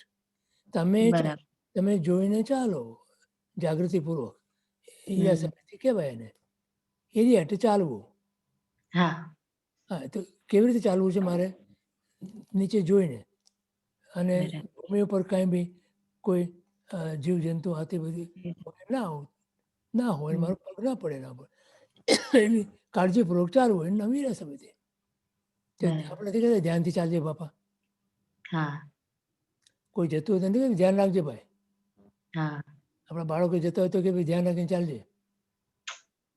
અને આપણે દેશમાં તો રસ્તામાં ખાડા ઘણા બધા હોય, તો આપણે કહીએ ધ્યાન રાખીને ચાલજો. આ ધ્યાન રાખીને ચાલ, એ જ એરિયા સમિતિ છે. બરાબર. એટલે હા બરાબર. એટલે આપણે માળા તો નથી એટલે બીજું કશું કરવાનું જ નથી, એ તો પાક્કું જ છે. તમે વિચાર કરો કે રસ્તા પર તમે ચાલતા હો, ચાલતા ચાલતા તમે માળા ગણતા હો તો તમારી દશા શું થાય? હા એટલે 2 લક્ષ તો રહેવાનું જ નથી, લક્ષ તો એક જ રાખવું. ઘરે પાછા ના આવો હો તમે. સાચી વાત. એટલે એ તો આપણને વ્યવહારમાં બી ખબર છે કે ધ્યાન રાખીને હમ. ચાલવું જોઈએ. બરોબર. હા હવે મંજરી, ગિરીશભાઈ, જે જી. તમે ઈર્યા સમિતિને કીધું બરાબર છે કે કોઈ જીવજંતુ નો હોય તો એમાં નિશ્ચય દ્રષ્ટિકોણ બેસાડીએ આપણે આપણા આત્મલક્ષી એ ક્રિયા કરવી હોય તો એ તમે કઈ રીતે સોચી શકો કે ભાઈ અહિંસામય મારો સ્વભાવ છે અને હું મારા આત્મ સ્વભાવથી ચૂત થઈ જઈશ જો અહીંયા મારો ઈર્યા સમિતિ ધ્યાનથી નહીં કોઈ જીવની હિંસા થઈ જશે તો એમ સોચીને, કારણ કે આપણે બધામાં આત્માનું લક્ષ તો લાવવાનું છે, ખાલી ક્રિયા માત્ર કરવાની નથી. તો સતત એ જાગૃતિ રાખવા માટે ક્લેરિટી ઓફ થોટ તો કઈ જોશે ને. ક્લેરિટી ઓફ થોટ આપણું આ છે અહીંયા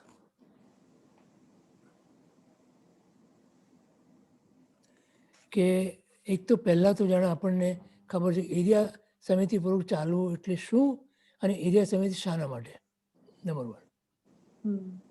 એક તો જાણે આપણી એકાગ્રતા સધાય છે એનાથી. એટલે જ્યારે તમે આ અભ્યાસ કરો ને એરિયા સમિતિનો, બરાબર, પછી તમે જ્યારે ધ્યાનમાં બેસો ત્યારે તમારા માટે ધ્યાન એ સહજ બને.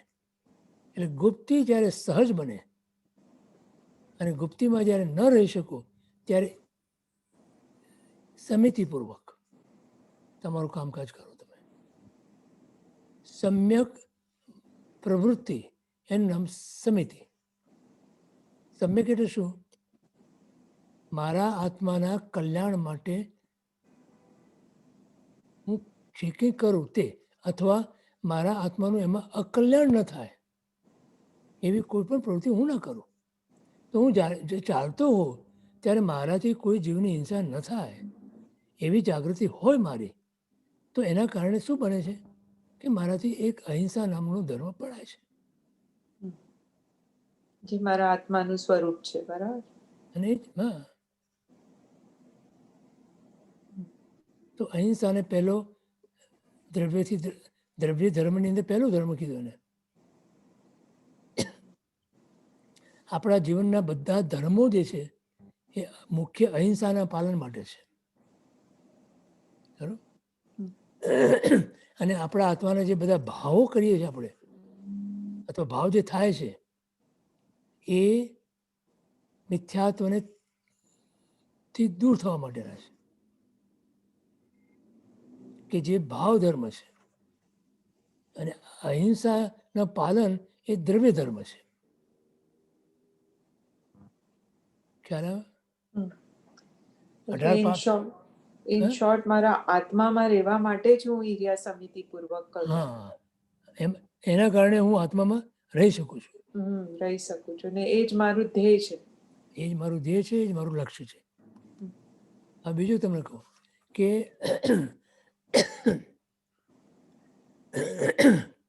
તમે જ્યારે એરિયા સમિતિપૂર્વક ચાલો ને, ભાષા સમિતિપૂર્વક તમે બોલો ચાલો અને બાકીની બધી સમિતિઓને પાલન કરો છો, એ સમ્યક પ્રવૃત્તિનું પાલન મને મારા પ્રભુની આજ્ઞા છે માટે હું કરું છું. એટલે એક પ્રકારનો પ્રભુ પ્રત્યેનો આપણો આદર ભાવ હૃદયમાં છે અને માટે આપણાથી આ બધી આનું પાલન થઈ શકે છે અને કરીએ છીએ આપણે. અને એ જે પ્રભુ પ્રત્યેનો બહુમાન, અહોભાવ, આદરભાવ એ આપણા પોતાના અહંકારને તોડે છે. બરાબર. અને એ અહંકાર થોડો તૂટી જાય ત્યારે રાગદ્વેષના પરિણામ ઘટે. સમજાણું? રાગ દ્વેષના પરિણામ તો જ તૂટે, તો જ ખપે, તો જ ઓછા થાય જો તમારો અહંકાર શિથિલ બને તો. બરાબર છે.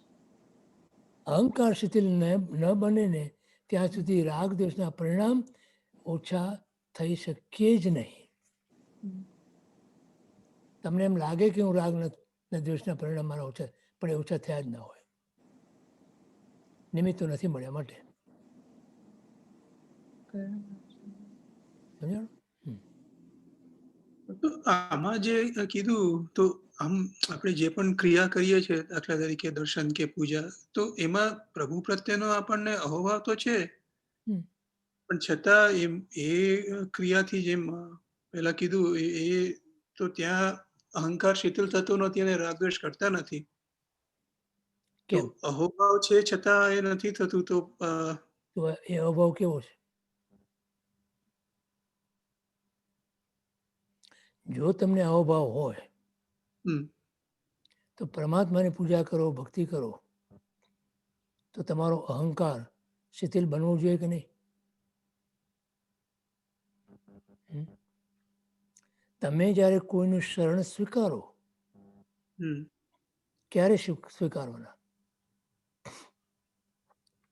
તમારામાં કંઈક એની ઉણપ છે, હમ ઓછું છે, માટે તમે બળવાન પાસે જાઓ છો. બરાબર. તમને સહાયની જરૂર છે, માટે હમ. તમે કોઈ તમારાથી વિશેષ બળવાનો એની પાસે જાઓ છો. ખરું? હમ તો એટલા પ્રમાણમાં તમારો અહંકાર શિથિલ થયો કે નહીં? હા, એ થયું, પણ છતાં એનાથી કામ નહીં થયું ને હજુ જે. એનાથી કામ નથી. કારણ તો શું બન્યું? તો કે હજી તમને જે બળવાનનો જે સહાય સ્વીકારી છે એ ખરેખર અંદર હૃદયપૂર્વક નથી સ્વીકારી, પણ ઉપચારથી સ્વીકારી છે તમે. અને બીજું હું તમને કહું, સામાન્ય રીતે શું બને છે, તમે દેહ દર્શન કરો, પૂજા ભક્તિ કરો તમે, તો તમે ધાર્મિક કહેવાઓ છો. એટલે ત્યાં તો તમારો અહંકાર પાછો વિશેષ ફૂલે ફાલે છે. આ જે સૂક્ષ્મતા છે ને એ સમજાતી નથી જીવને. હું પૂજા ભક્તિ કરીને દેરાસરમાંથી બહાર નીકળું અને મારે પૂજાના કપડાં હોય ને તિલક કર્યા હોય ને આ હોય ને તે હોય ને, એટલે લોકોમાં મારી છાપ જે પડે છે કે આ વ્યક્તિ ધાર્મિક છે, પરમાત્માની ભક્તિ કરીને આવ્યો છે, પૂજા કરીને આવ્યો છે, અને એની અસર આપણને પડે છે, આપણા હૃદય સુધી પડે છે, આપણા હૃદયની અંદર બેસે છે, લાગે છે આપણને, અને એ આપણને ગમે છે. અને ગમે છે ને એ આપણો અહંકાર આપણને અંદરથી પુષ્ટ કરે છે. તો ક્રિયા તો કરી તમે અહંથી મુક્ત થવાની, બહાર નીકળીને અહંકારને પુષ્ટ કર્યો. એટલે કોન્શિયસમાં હજુ ફોર ધેટ લિમિટેડ ટાઈમ જ્યારે પૂજા કરીએ છીએ કે દેરાસરમાં હોઈએ છીએ ત્યારે કોન્શિયસ સ્ટેજ પર હજુ આપણને પ્રભુ પ્રત્યે થોડું બહુમાન છે, પણ અનકોન્શિયસમાં જે અહમભાવની પુષ્ટિ છે મચ હાયર, સો એ બહુમાન પણ ડઝન્ટ વર્ક એઝ મચ. એટલે અનકોન્શિયસ, સબકોન્શિયસ અને તમારા અસ્તિત્વમાં જે આ અહંકાર પડ્યો છે ત્યાં તો એ પહોંચતું જ નથી. તમારી એ જે ભક્તિ ભાવનાની જે તમે પૂજા વગેરે કર્યું તમે, એની અસર તમારી સરફેસ ઉપર જ છે, અપર લેવલ ઉપર જ છે, સપાટી ઉપર જ છે. બેન સુરેન્દ્રબેન હંમેશા એમ કહેતા કે આપણો ધર્મ સપાટી ઉપરનો જ છે, એનાથી નીચે જતો જ નથી, કોન્શિયસ લેવલનો છે. So you are conscious about what you are doing અને what you are projecting. those two. પ્રોજેક્શનમાં તમને વધારે રસ છે ડુઈંગ કરતા. જે ડુઈંગ કરો છો તમે એ પ્રોજેક્શન માટે કરો છો તમે, તમારા માટે ક્યાં કરો છો તમે? એટલે આખું ઇક્વેશન જ ખોટું છે, આશય જ ખોટું છે, એટલે પછી બધું ઇક્વેશન જ ખોટું છે. એક નંબર ખોટો મૂક્યો ત્યાં ઉપર, તમારો જવાબ ખોટો હમ. આવવાનો છે અને ખોટો આવ્યા જ કર્યો છે અનાદિકાળથી. ત્યાં સુધારો કરવાનો છે, ત્યાં હમ. ફેરફાર કરવાનો છે. This is wear we need to change. અને આ ચેન્જ નહીં કરીએ ત્યાં સુધી પરિભ્રમણ કેવી રીતે ટળે? બરોબર મંજરી. મેં પૂછી લીધું ગિરીશભાઈ. હાજી? પણ આ એક કેવું હતું, તમે જે કર્મ કે ને તે ખબર છે, તમે 4 ઉપાયો બતાવ્યા હતા. એમાં એક હતું દેહ મન વચન પૂતગલ થકી કર્મથી બિનવતું જીરું કરે. Right. એ યાદ કરીએ છે ને તો બહુ પાવરફુલ લાગે છે, એનાથી Very ઘણો power- ફાયદો થાય. It's a very powerful. Very very powerful, honestly. એ જો તમે રટ્યા કરો હમ અને ઘૂંટ્યા કરો તો હું ધારું છું ત્યાં સુધી બહુ શીઘ્રતાથી આપણને પ્રાપ્તિ થઈ શકે એમ છે. એમાં હું શું નથી ને હું શું છું બે આવી જાય છે, એટલે બહુ આનંદ આવે. હા. એટલે એમાં વિધેયાત્મક અને નિષેધાત્મક બંને રીતે આપણા સ્વરૂપની સમજ આપી છે ત્યાં. ખૂબ સુંદર છે, ખૂબ સુંદર છે. બહુ જ સરસ. કિશોરબેન, તમને પ્રશ્ન છે? કિશોરબેન, તમને પ્રશ્ન છે હજી? ના, આન્સર આવી ગયો. હા. હે? હા, તો હાથ નીચે. આન્સર તો હાથ નીચે. આનો એ વખતે હા, હાથ નીચે કરી દેજો. હા. ઓકે.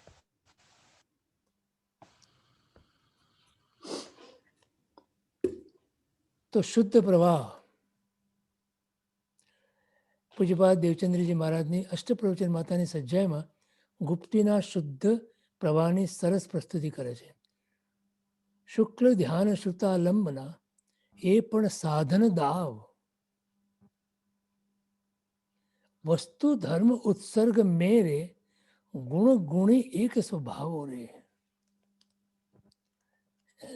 એટલી આમ અદ્ભુત એમની પ્રસ્તુતિ છે. શુક્લ ધ્યાનના પ્રથમ પાયામાં શ્રુતનું આલંબન છે અને એને સાધન કોટીમાં ગણ્યું છે. બોલો,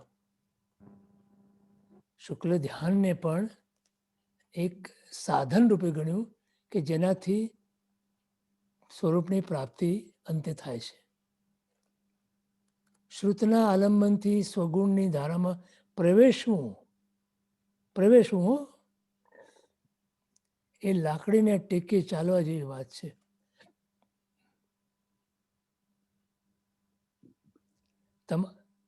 તમારા સ્વરૂપની સ્મૃતિ શું બીજો કરાવે?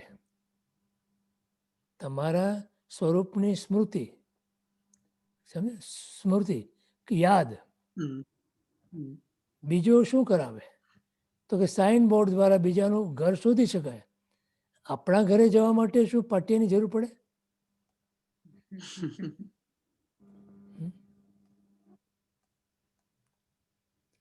તો હું કોણ છું એનો માત્ર વિચાર કરીએ તો હમણાં જે પદ બોલ્યા મન વચન પૂતગલ થકી, આ એ પદની અંદર એનો જવાબ આવી ગયો. કોણ જો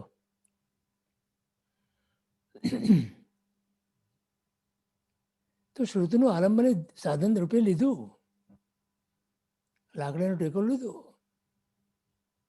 પણ પછી તમારા સ્વરૂપની સ્મૃતિ શું બીજો કરાવી છે? સાઇન બોર્ડ દ્વારા બીજાનું ઘર શોધી શકાય. આપણા ઘરે જવા માટે પાટિયાની જરૂર પડે નહીં. નિરખને ગગનમાં, હા, પ્રારંભિક સાધક માટે ક્યારેક આવું બની શકે. સ્વની વિસ્મૃતિના તીવ્ર ઓથાર વચ્ચે, અત્યારે આપણી દશા કેવી છે? આવી દશા છે કે સ્વની વિસ્મૃતિ, ભૂલાઈ ગયું છે આપણું સ્વ, એના તીવ્ર ઓથાર વચ્ચે અંધારો, ભૂલાઈ ગયું છે, ખબર નથી ક્યાં છે મારું સ્વ. પર રૂપને જ પોતાનો માનીને ચાલવાની ટેવ પડી હોય છે. દેહ અને રૂપ અને નામ રૂપ અને નામને પોતાનું માન્યું, દેહને પોતાનો માન્યો કે હું માન્યું, એટલે હું કોણ છું એ તો ભૂલાઈ ગયો. માટે એક આલંબન જોઈએ આપણને, હમ. એ હું શું છું એ જાણવા માટે. એટલે શ્રુતનું આલંબન એ રીતે લેવાનું છે. પરમાત્માની વાણીનું, ગુરુદેવના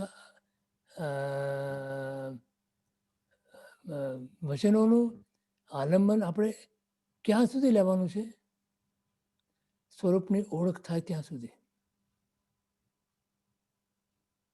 અને એ આલંબન શાસ્ત્ર કથન પ્રમાણે તો 12મા ગુણસાગરના અંત સુધી છે, પણ 7મા પછી એ સહજ બને છે. એ વખતે એનો ઉપયોગ ત્યાં નથી હોતો જીવનો. 6ઠ્ઠામાં હોય ત્યાં એ આ આલંબન લે છે, એનું એને ભાન હોય, પણ શ્રેણીમાં ભાન નથી હોતું. પણ છતાં એને આલંબન કીધું છે. એવું અહીંયા છે. તમે એક વખત તમને ગુરુદેવે તમને જ્યારે તમારા આત્માને બતાવ્યો તમને, તો ગુરુદેવના વચનોથી આપણે એ આલંબનથી આપણા આત્માને જાણ્યો આપણે. પછી એમાં ડૂબવા માટે, અને તમે ડૂબ્યા પછી એ વચનો ત્યાં જ રહી ગયા. એ આલંબન ત્યાં જ રહી ગયું. તમે એકવાર સ્વરૂપમાં ડૂબ્યા, તમારો ઉપયોગ તમારા સ્વરૂપમાં ડૂબ્યો, પછી બહારનું કોઈ વસ્તુ આલંબન રૂપે રહે ખરા? કેમ કે જો રહે તો તમે સ્વરૂપમાં ડૂબ્યા જ નથી. અને જો સ્વરૂપમાં ડૂબ્યો તમારો ઉપયોગ, તો પરમાં કેમ હોય? સમજાણું? તો એકચ્યુઅલી સ્વરૂપની ઓળખ is just the beginning, right? કે એ આલંબન લઈને સ્વરૂપની ઓળખ કરી, અને પછી જ્યાં સુધી સ્વરૂપમાં ડૂબીએ નહીં ત્યાં સુધી એ આલંબનને ઘૂંટવાનું. રાઈટ. આલંબન તો છોડવાનું છે જ નહીં, એ તો છૂટી જાય. તમે જો જાગૃતિપૂર્વક તમે આલંબનને છોડવાની વાત કરો ને, તો તમે આલંબન તમારું તમને સ્વની પ્રાપ્તિ જ ન થાય, સ્વરૂપની પ્રાપ્તિ થઈ જ ના શકે. એ તો કેવું છે, સ્વરૂપની, જો આ રૂમમાં અંધારું છે ખરું, સ્વિચ કરો તો અંધારું દૂર થયું અને પ્રકાશ થયો, બરાબર? એમાં કઈ અંતર છે? સમય અંતર? સાયમલ્ટેનિયસલી. હા, એવી રીતે સમજવાનું. કોટી વર્ષનું સ્વપ્ન પણ જાગૃત થતા સમાય, તેમ વિભાવ અનાદિનો જ્ઞાન થતા દૂર થાય. તો વિભાવ જે અનાદિનો છે એને દૂર કરવા માટે અનંતકાળ ન જોઈએ. એ તો એક ક્ષણની અંદર જેવું જ્ઞાન થયું એવો વિભાવ ગયો. હવે તમે એમ કહો કે વિભાવ ગયો અને જ્ઞાન થયું, કે જ્ઞાન થયું અને વિભાવ ગયો. સમ્યક્ત્વ થયું અને મિથ્યાત્વ ગયું. આ બેમાં સમયાંતર નથી. એના માટે દાખલો શું આપ્યો?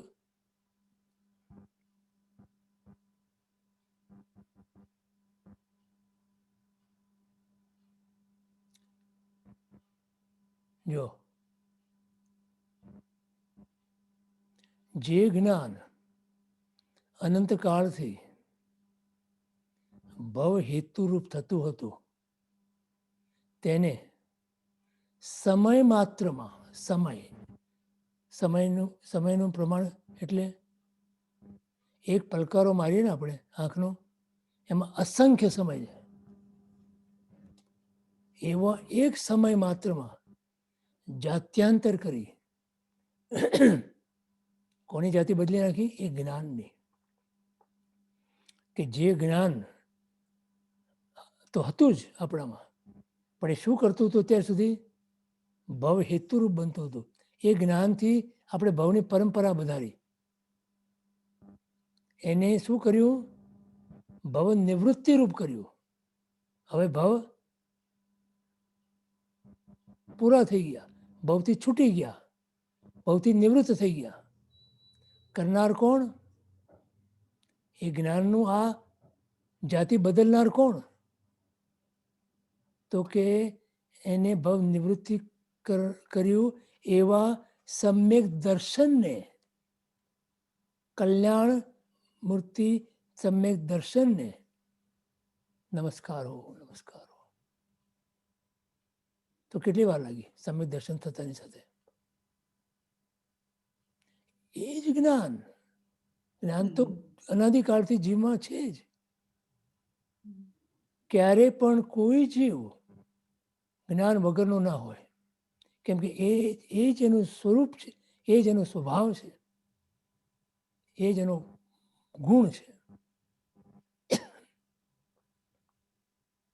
એ ગુણ ઢંકાયેલો હોઈ શકે, મલિન હોઈ શકે, વિક્ષેપ અંદર હોઈ શકે, અભાવ ના હોય તો એને ગુણ ના કહેવાય. તો કે જે જ્ઞાન, જે એનો સ્વભાવ છે, જેનો ગુણ છે, એનો ક્યારેય બી અભાવ નહોતો. નિગોદમાં હતો ત્યારે પણ એ જીવને અક્ષરના અનંતમાં ભાગનું પણ જ્ઞાન છે. કેમ કે જો એ ન હોય તો એ જીવ નહીં પણ જળ બની જાય, અને એવી સંભાવના તો છે જ નહીં. તો એ જ્ઞાન અત્યાર સુધી શું કરે છે? જીવને સંસાર પરિભ્રમણ કરાવે છે. તો એ સંસાર પરિભ્રમણમાંથી સંસાર મુક્ત કરાવનાર એ જ જ્ઞાન છે.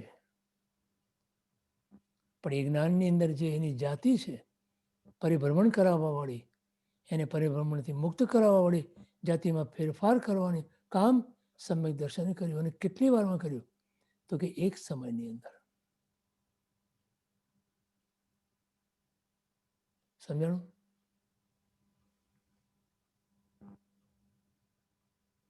એટલે એનું ફલ એક સમયમાં થયું, પણ એ પ્રોસેસ સુધી પહોંચતા તો જે હા, સારી અનંતા કાળ નીકળી જાય છે, અનંતા ભવો નીકળી જાય છે રાધર. પણ એક વખત તમને આ સમજાય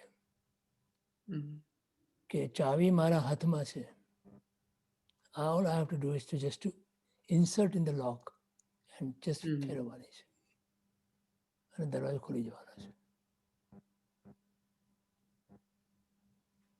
આપણને ભગવાન અને ગુરુ ચાવી આપી દેશે, કામ તો આપણે જ કરવાનું છે. આપણું તાળું ખોલી ના આપે ભગવાન અને સદગુરુ, આપણને માત્ર ચાવી આપે. બોધ છે ને, બોધ ચાવી રૂપ છે.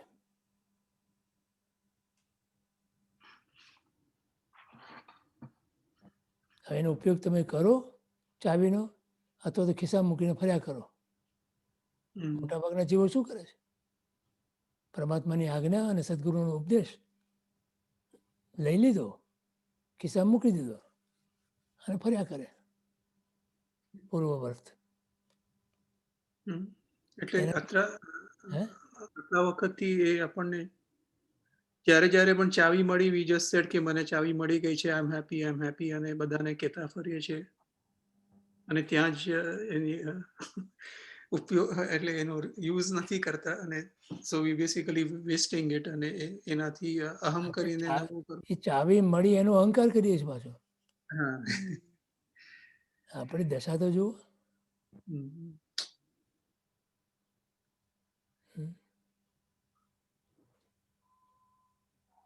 ચાવીનો એ અહંકાર, ચાવી મળ્યાનો એ અહંકાર, ચાવી હું નથી વાપરતો એનો અહંકાર પાછો.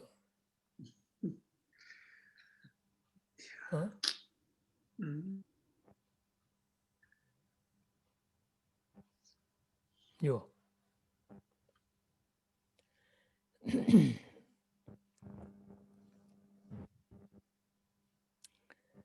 પરરૂપને જ પોતાનું માનીને ચાલવાની ટેવ પડેલી હોય ત્યારે કોક પ્રબળ નિમિત્ત પરમાત્મા કે ગુરુ કે પોતાનો ભવિતવ્યતા 4 કારણો છે એમાં. એ 4 કારણો એ નિમિત્ત બને છે. સ્વસ્મૃતિ પર જામેલી રાખને ખંખેરી નાખે.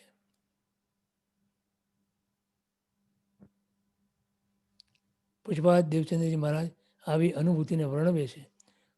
મોહાદિકની ભૂમિ અનાદિની ઉતરે હો લાલ, અમલ અખંડ અલિપ્ત સ્વભાવ જ સાંભરે હો લાલ.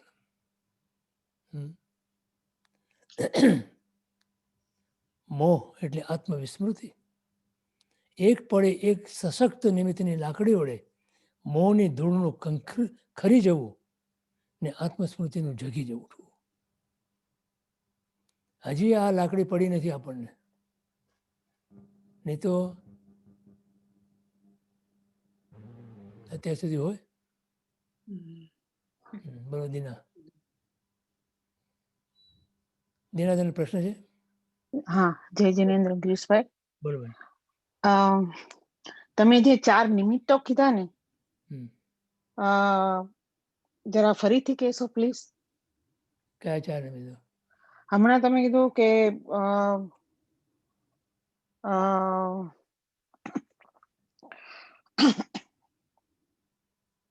જે પ્રબળ નિમિત્તમાં 4 નિમિત્ત કીધું. હા.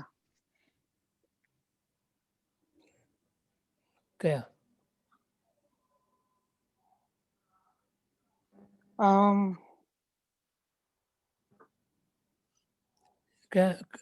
કયા?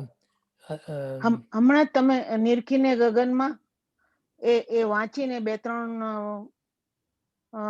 વાક્ય વાંચીને પછી તમે કીધું 4 નિમિત્ત, એમાં ભવિતવ્યતા પણ તમે કીધું, પણ બીજા 3 બી કીધા તમે. એક તો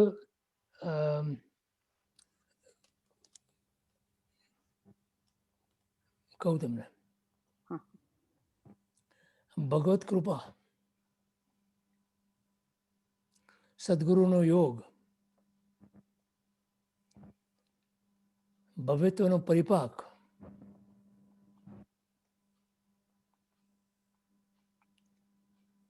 પરમાત્માની કૃપા, સદગુરુનો યોગ, ભવ્યત્વનો પરિપાક, ભવ્યત્વનો અને ભવસ્થિતિનો પરિપાક. આ 4 નિમિત્તો.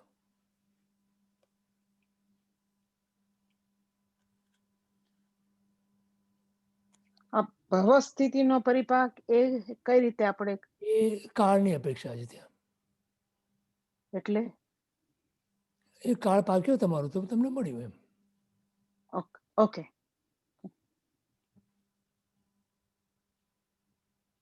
બરોબર. એના વિશે થોડું વધારે કહેશો? શું નથી સમજાયું? શું વધારે? એટલે કાળ પાક્યો એટલે પહેલા તો તમારે સમજો કે કોઈ પણ વસ્તુ જ્યારે બનતી હોય છે ત્યારે એમાં એના 5 સમવાય કારણો હોય છે. બરાબર.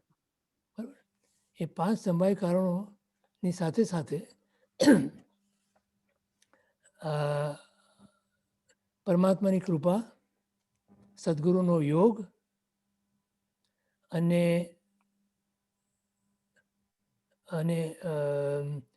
તમારા ભવ્યત્વનો પરિપાક, એ 3 વસ્તુ બીજી ઉમેરી દેવાની.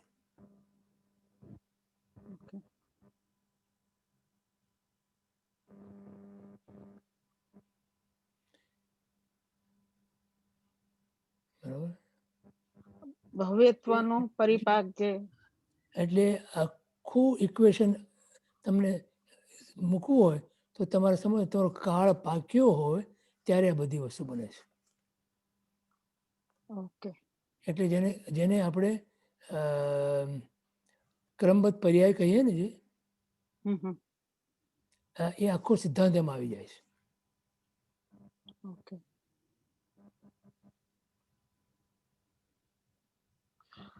ભવ્યત્વનો પરિપાક એ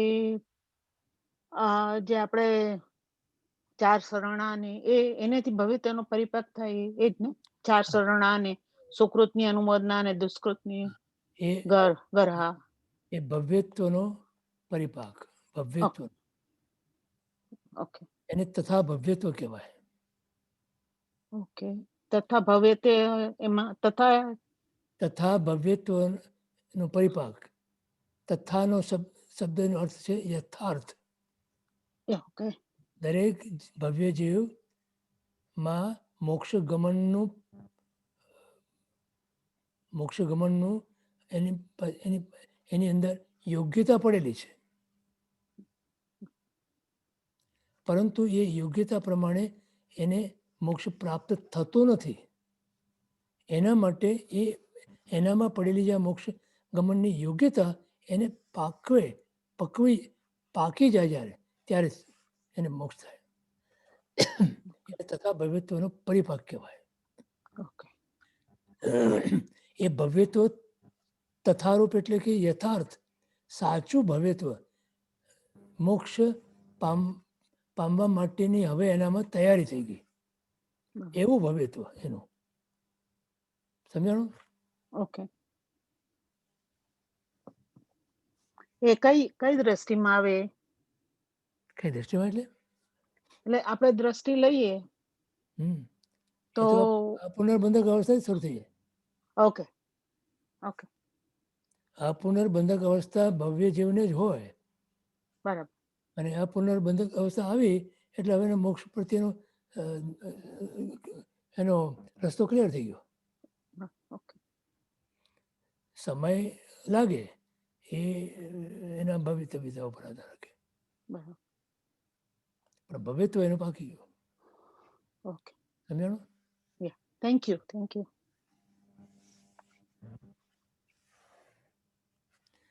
જો નરસિંહ મહેતાની સરસ રહસ્યાવૃત્તા અભિવ્યક્તિ છે.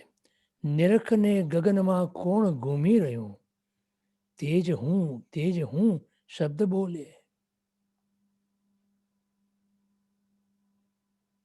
આ હું કોણ છે? હા, એનો વિચાર કર્યો? હું કોણ છે?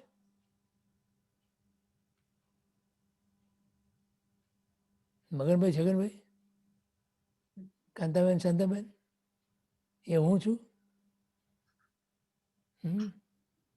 અનંતકાળથી જીવે આ જ કર્યું. આ હું દેહને હું માન્યું, નામને હું માન્યું. એ તો તમને અપમાન કેમ લાગે? તમને અપમાન શરૂ લાગે છે? તમને તો કોઈ જોઈ શકતું નથી. તમારું અપમાન કોઈ કરી જ કઈ શકે? તમારું અપમાન કોઈ કરી કેમ શકે? તમને તો કોઈ જોઈ શકતું નથી, તમને તો કોઈ ઓળખી શકતું નથી. તમે કોણ છો એને તમને ખબર નથી ને એને ખબર નથી.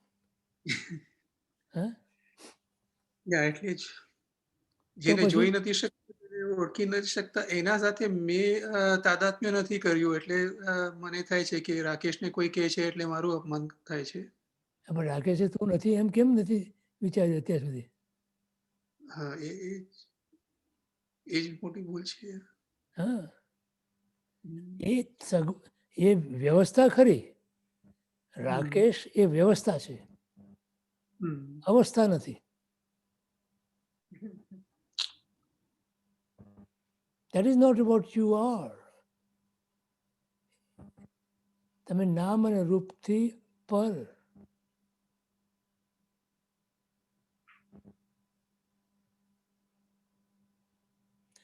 તમે તો અનામી છો. આત્માનું નામ શું? આ ભાવમાં આપણે આ નામ મળ્યું, આ બીજા ભાવની બીજું કંઈક નામ મળશે, ત્રીજા ભાવ મળે ત્રીજું કંઈક નામ મળશે, અને કોઈક ભાવ એવો બી હશે કે ત્યાં નામે નહીં મળે.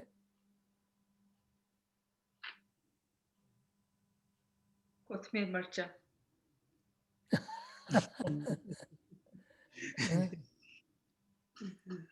જ્યારે કોઈ અપમાન કરે ત્યારે કોથમીર મરચા યાદ રાખવા. મફત ના વેચાણ, મફતમાં. કોઈ અધેલો ના આપ્યો એનો. અને હવે અત્યારે આમ મૂછો મરડીએ છીએ આપણે કે મને કોણ કહે, અરે તને કોણ શું શું કે, તું કોણ ઓળી? હા, હમણાં રાખમાં મળી જવાનો છે.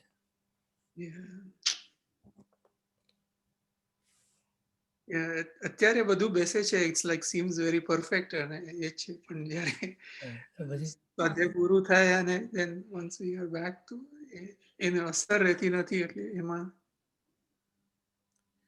એનો અર્થ એમ થયો કે મોહાદિકની ભૂમિ અનાદિની ઉતરતી જ નથી.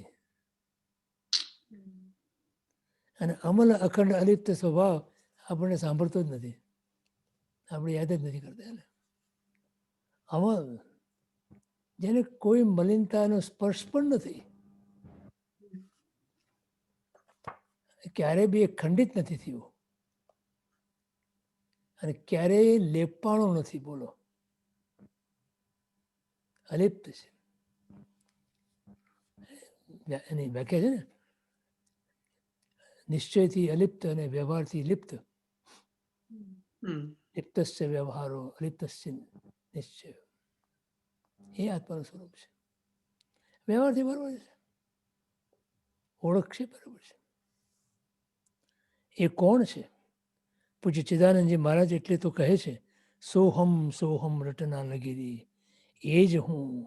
એ અને એને રૂપનો સાક્ષાત્કાર થતાં શું થાય છે? નિરખ પ્રેમ પર બુદ્ધિ થગીરી. એને જોતા જ બુદ્ધિ સ્તબ્ધ બની જાય છે. મનના કમ્પ્યુટરમાં ન સમાય એવી આ વાત, બુદ્ધિ ચકરાઈ જાય છે. એમ થાય કે હું છું.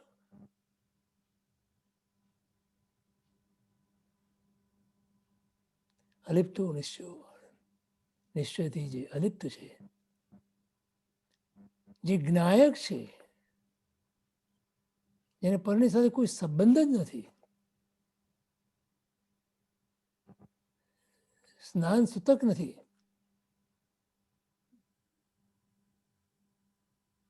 જ્ઞાતા દ્રષ્ટાપણાનો પણ સંબંધ નથી જ્ઞાયકને. એ પણ એની પર્યાયની અંદર આવે છે. દ્રવ્ય પોતાનામાં તો છે જ નહીં. જો તો પ્રારંભિક સાધક માટે સશક્ત શબ્દો આત્મસ્મૃતિ બની લઈ જનાર નીવડે, પણ એ ધારામાં વહી રહેલ વ્યક્તિત્વ માટે શું? એની ચર્ચા પૂજ્ય દેવચંદ મહારાજ કરે છે. શુક્લ ધ્યાન શ્રુતાલંબના એ પણ સાધન દાવ. આ ઉપર ઉચકાયેલા સાધકો માટે છે, જેને શ્રેણીની અંદર આગળ વધ્યા હોય જોઈએ. પોતાના સ્વરૂપમાં સ્થિર થવું છે, સ્વગુણમાં પ્રવેશ કરવો છે. આવા સાધકે શબ્દો ત્યાં જરૂરી ન બનવા જોઈએ. અને એટલે જ શુક્લ ધ્યાનના આગળના ચરણોમાં શ્રુતાલંબન નીકળી જાય છે. શ્રુતનું આલંબન પણ રહેતું નથી. જે આલંબન એને લીધું પહેલા અને લાઈન ઉપર ચડ્યો, પછી આલંબન છૂટી જાય છે. પછી સ્વબળે આગળ વધે છે. જો હકીકતે વિભાવમાં જવા માટે નિમિત્ત હોય, સ્વભાવમાં રહેવા માટે કયું કારણ જોઈએ? વિભાવ માટે તો નિમિત્ત જ. સ્વભાવમાંથી બહાર નીકળવા માટે, સ્વભાવમાંથી ઉપયોગને બહાર આવવા માટે કોઈને કોઈ પ્રબળ નિમિત્ત કામ કરે છે. પણ પોતાનામાં રહેવા માટે એને કોઈ નિમિત્ત જોઈએ? પોતાના ઘરમાં રહેવા માટે કોઈ કારણ જોઈએ ને? બહાર જવા માટે કંઈ કારણ જોઈએ. ફરવા જવું છે, શાક લેવા જવું છે, પાણી લેવા જવું છે, ફલાણું લેવા, કોઈને મળવા જવું છે, દેરાસર જવું છે, દર્શન કરવા જવું છે. બહાર જવા માટે કોઈ કારણ જોઈએ. ઘરમાં રહેવા માટે કોઈ કારણ જોઈએ? માટે કહે છે ત્યાં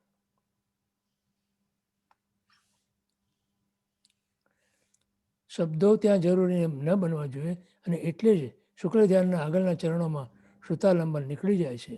હકીકતે વિવાહમાં જવા માટે નિમિત્ત હોય, સ્વભાવમાં રહેવા માટે શું કયું કારણ જોઈએ?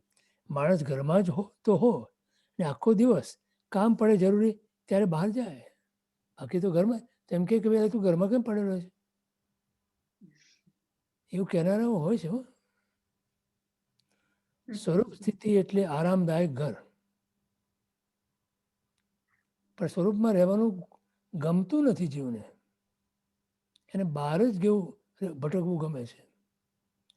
એનો અનાદિનો અભ્યાસ છે, બહાર ભટકવાનો. એના ઠંડાગાર વાતાવરણને છોડીને કોઈ પણ બળબડતા વિવાહમાં કેમ જઈ શકે? વિવાહ એ બળબડતો અગ્નિ જેવો છે. પણ આઈ થિંક આ જ કારણ છે કે આપણને મને વિભાવમાં બળબડતાનો અનુભવ નથી અને સ્વભાવનો ઠંડાગારનો અનુભવ નથી, એટલે નહીં, આપણને મૂળમાં સ્વભાવનો અનુભવ નથી, એટલે બળબડતો વિભાવ એ વિભાવ બળબડતો લાગતો નથી. સ્વભાવના આનંદનો અનુભવ નથી. એ જમાનામાં એર કન્ડિશનિંગ નહોતું ને ત્યારે એર કન્ડિશનનો કોઈ અનુભવ જ નહોતો. તો ગામડામાં રહેતા હતા, બળબડતા ગમે તેવા ગરમી હતી પણ એને સહન કરી લેતા હતા. એક જમાનો એવો હતો અમારા ઘરમાં ફોન બી અરે પંખો બી નહોતો.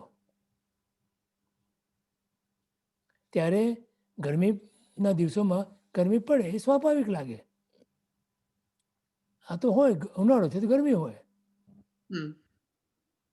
એવું નહીં કે ગરમી કેમ છે, આટલી બધી ગરમી છે, અમને કોઈ ફરિયાદ નહોતી ત્યારે. ખાલી ઓલી અડાઈઓ થાય ને ત્યારે ઓલે પાવડર છાંટતા, લગાવતા રાધર. પણ એ સિવાય કે આ ગરમી કેમ પડે છે અને ગરમી દૂર કરવા માટે બીજું શું કરીએ, આમ કાંઈ નહીં. હાથનો પંખો પૂઠું લઈને કરીએ, દેટ્સ ઇટ. ગરમીનો કોઈ વિકલ્પ હતો જ નહીં ત્યાં. એવી રીતે આપણને વિભાવનો કોઈ વિકલ્પ છે જ નહીં. માટે સ્વભાવનો આનંદ હોઈ શકે એવી કોઈ કલ્પના નથી. સમજાણું? તો જ્ઞાની પુરુષો આપણને કહે છે કે ભાઈ સ્વભાવની અંદર આટલી શીતળતા છે, આટલો આનંદ છે, તો આવતો ખરા અહીંયા. તો તમે માનવા તૈયાર નથી. જીવ એ સ્વીકારવા તૈયાર નથી કે સ્વભાવની અંદર આટલી શીતળતા હોય, આટલો આનંદ હોય. માટે એ તરફની કોઈ પ્રયાસ નથી, એ તરફનો કોઈ પુરુષાર્થ નથી. જો મૌનનો આનંદ જેણે માણ્યો છે તે સાધક શબ્દોની દુનિયામાં કેમ ઉતરી શકે? હા, એ મૌનના સાધક સદગુરુ શિષ્યોને શબ્દો આપવા જ પડે તેમ હોય ત્યારે શબ્દોની દુનિયામાં જરૂર આવશે. એ મૌનના સાધક સદગુરુ શિષ્યોને શબ્દો આપવા જ પડે તેમ હોય ત્યારે શબ્દોની દુનિયામાં જરૂર આવશે. પણ એ શબ્દો અનુભૂતિના પ્રકાશને વહી આવતા એ શબ્દોમાં નિખરતું હશે મૌન. એ શબ્દોમાં પણ મૌન હશે અથવા મૌનનો પ્રભાવ હશે. અને એ મૌનનો પ્રભાવ શબ્દો દ્વારા શિષ્યો ઉપર પણ એ પ્રભાવ પાડી શિષ્યોને પણ મૌન તરફ દોરી જશે. ખ્યાલ આવે? પણ એના બદલે એ શિષ્યો આવી મૌન વાંચના સાંભળ્યા પછી બહાર નીકળી અને જો શબ્દનો પાછો ઘોંઘાટ શરૂ કરે તો સમજવું કે એને એ વાંચના સાંભળી જ નથી. સમજાણું?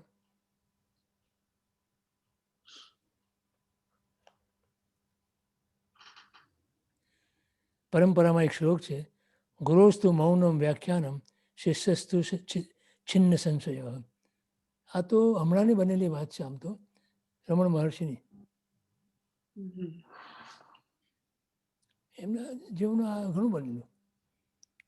ગૃહસ્તુ મૌનમ વ્યાખ્યાનમ, એમનું વ્યાખ્યાન બધા મૌનમાં જ હતા. બોલતા બી ખરા, એવું નથી નહોતું બોલતા, પણ મોટા ભાગે. શિષ્યસ્તુ છિન્ન સંશય, એમની સામે જોઈ રહ્યો, તમારા મનની અંદર ઉત્પન્ન થતા બધા જ સંશયો, બધા જ પ્રશ્નો ઉકળી જાય. આ પ્રભાવ હતો એમનો, એમનો મૌનનો પ્રભાવ હતો. કેટલા વર્ષો મૌન પાડ્યું તેમણે. ગુરુની માત્ર ઉપસ્થિતિ, ઉપનિષદ, તેમનું મૌન શિષ્યોના સંશયોને છેદી નાખે. હું આ રીતે શ્લોકના ચરણોને મૂકું છું. ગુરુસ્તુ વ્યાખ્યાનમ મૌનમ શિષ્યસ્તુ છિન્ન વિકૃતિ. એક પગલું આગળ ગુરુદેવ જાય છે. શું કહે છે ત્યાં? સંશય નહીં, તારી વિકૃતિને તોડી નાખે, તારા વિભાવને તોડી નાખે ગુરુ. તો ગુરુની સામે જો તારા વિભાવ ખરી જાય. જેને અનુભવ થયો છે એને થયો હશે. જો ગુરુ બોલે તોય મૌન, એવું મૌન જે શિષ્યના વિકારોને ભેદી નાખે.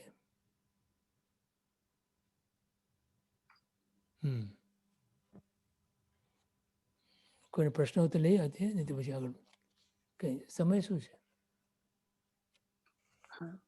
તમે તો થઈ ગયો છે. થઈ ગયો છે. We can take any if anybody has any question. હા, નહીં તો પછી આગળ પડશે. 139 અનાલંબન ધ્યાનમાં આગળ.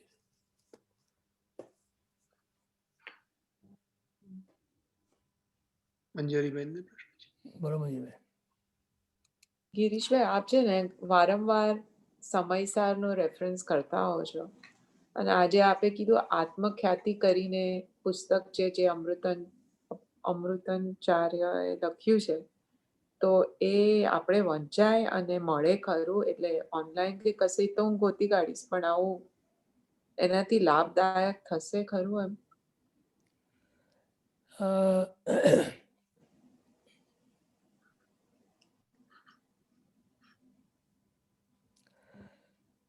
આ બધા ગ્રંથો ગુરુગમથી વાંચવા, પોતાની મેળે નહીં વાંચવા. બરાબર છે. કારણ કે ત્યાં પૂર્વાપર એટલા બધા સંબંધો હોય છે. એ સમજાય નહીં કોઈ. હા, એ જો સમજાય નહીં, ગેરસમજ કરે તો આઈ થિંક ઊંધા પાટે ચડી જઈએ આપણે. અને ઘણા લોકો ચડી ગયા છે એવી રીતે ઊંધા પાટે, ખાસ કરીને આવા ગ્રંથો ના માધ્યમે. એટલે ગુરુગમથી વાંચવા. તમે આપ વારંવાર સમયસરનો રેફરન્સ લ્યો છો, એટલે કાંઈક એમાં તમને દેખાતું હશે ને, કંઈક તમે અનુભવ્યું હશે ને? ફરી વાર કહેતો. તમે જે સમયસરનો રેફરન્સ આપો છો વારંવાર, તો આપે પણ એ ગુરુગમથી જ જાણ્યું કે કઈ રીતે? હા, ગુરુગમ વગર નહીં. અચ્છા, ગુરુગમથી. જી. ત્યાં એકચ્યુઅલી એલએમાં થોડા વખત માટે લીધું હતું ને આ સ્વાધ્યાયમાં, અને હા, પછી થોડું લીધું હતું, પણ પછી it became little bit more complicated and difficult, એટલે છોડી દીધું. અચ્છા, એટલે એના તમારા રેકોર્ડેડ હશે ને સ્વાધ્યાય? હા, એ મને નથી ખબર, હોઈ શકે. Yeah, I think we can find out here. Possible છે. ઋષિબેન પ્રશ્ન છે? પ્રણામ ગિરીશભાઈ. જી. આપણે અમલ, અખંડ અને અલિપ્ત આત્મા છે, તો whatever Swadhyaya Girishbhai did, those were available. શું કહે પ્રદીપભાઈ?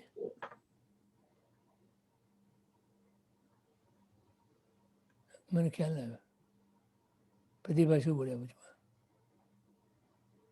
Yeah, I think he was just saying that those are available, but we can get back to everybody afterwards. હા બોલો બોલો ઋષિ, તું શું કહે છે? તો અમલ અમલ અને અલિપ્તનો તો બરોબર એમ કે એનો એટલે આઈ મીન એમ છે એવી રીતના, પણ અખંડ જે છે તો એમ કે ક્યારે ખંડિત નથી થયો, તો ખંડિત થાય છે તો એટલે આઈ મીન એનો બરોબર, like એનો what is the problem that is causing because of ખંડિત, એ મને જરાક સમજવું હતું. તમે જેટલા વિકલ્પો કરો એટલું તમારો આત્મા ખંડિત. હા, પણ એનો અખંડ અખંડ હા અખંડ સ્વભાવ આત્માનો જે છે કે જેની અંદર કોઈ ખંડ નથી પડતા, કોઈ ખંડિત નથી થતું.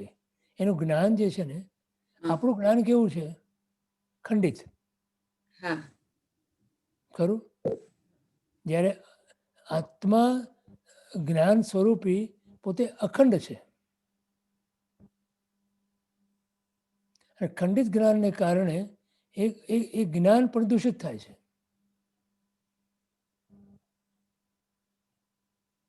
સમજાણું?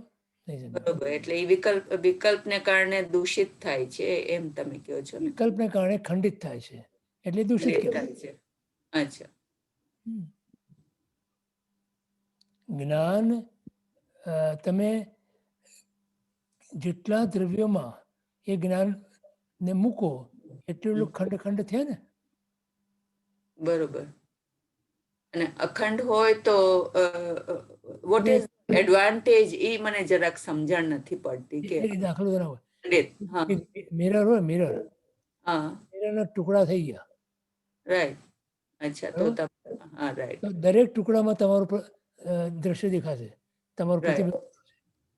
તો એ તમારો તમે પોતે ખંડિત થઈ ગયા ને અંદર, રાઈટ. ખંડમાં. હવે એક આખો મિરર અખંડ હોય તો તમારું અખંડ દર્શન થશે. હા બરોબર. એ રીતે. Thank you. જી. તો મૂળમાં તો આ ખંડિત થયો એટલે એનાથી જ પેન અને સફરિંગ, દુઃખ એનાથી જ થાય છે ને.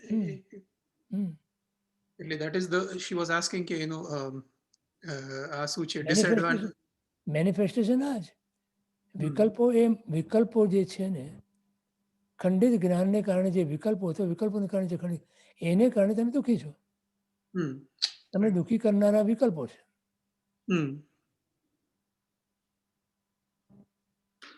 બરોબર. બોલો હવે.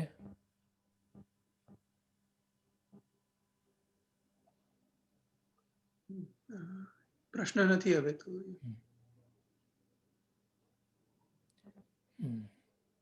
અંત મંગલ. બીજું કઈ અનાઉન્સમેન્ટ કરવાનું છે પ્રદીપભાઈ?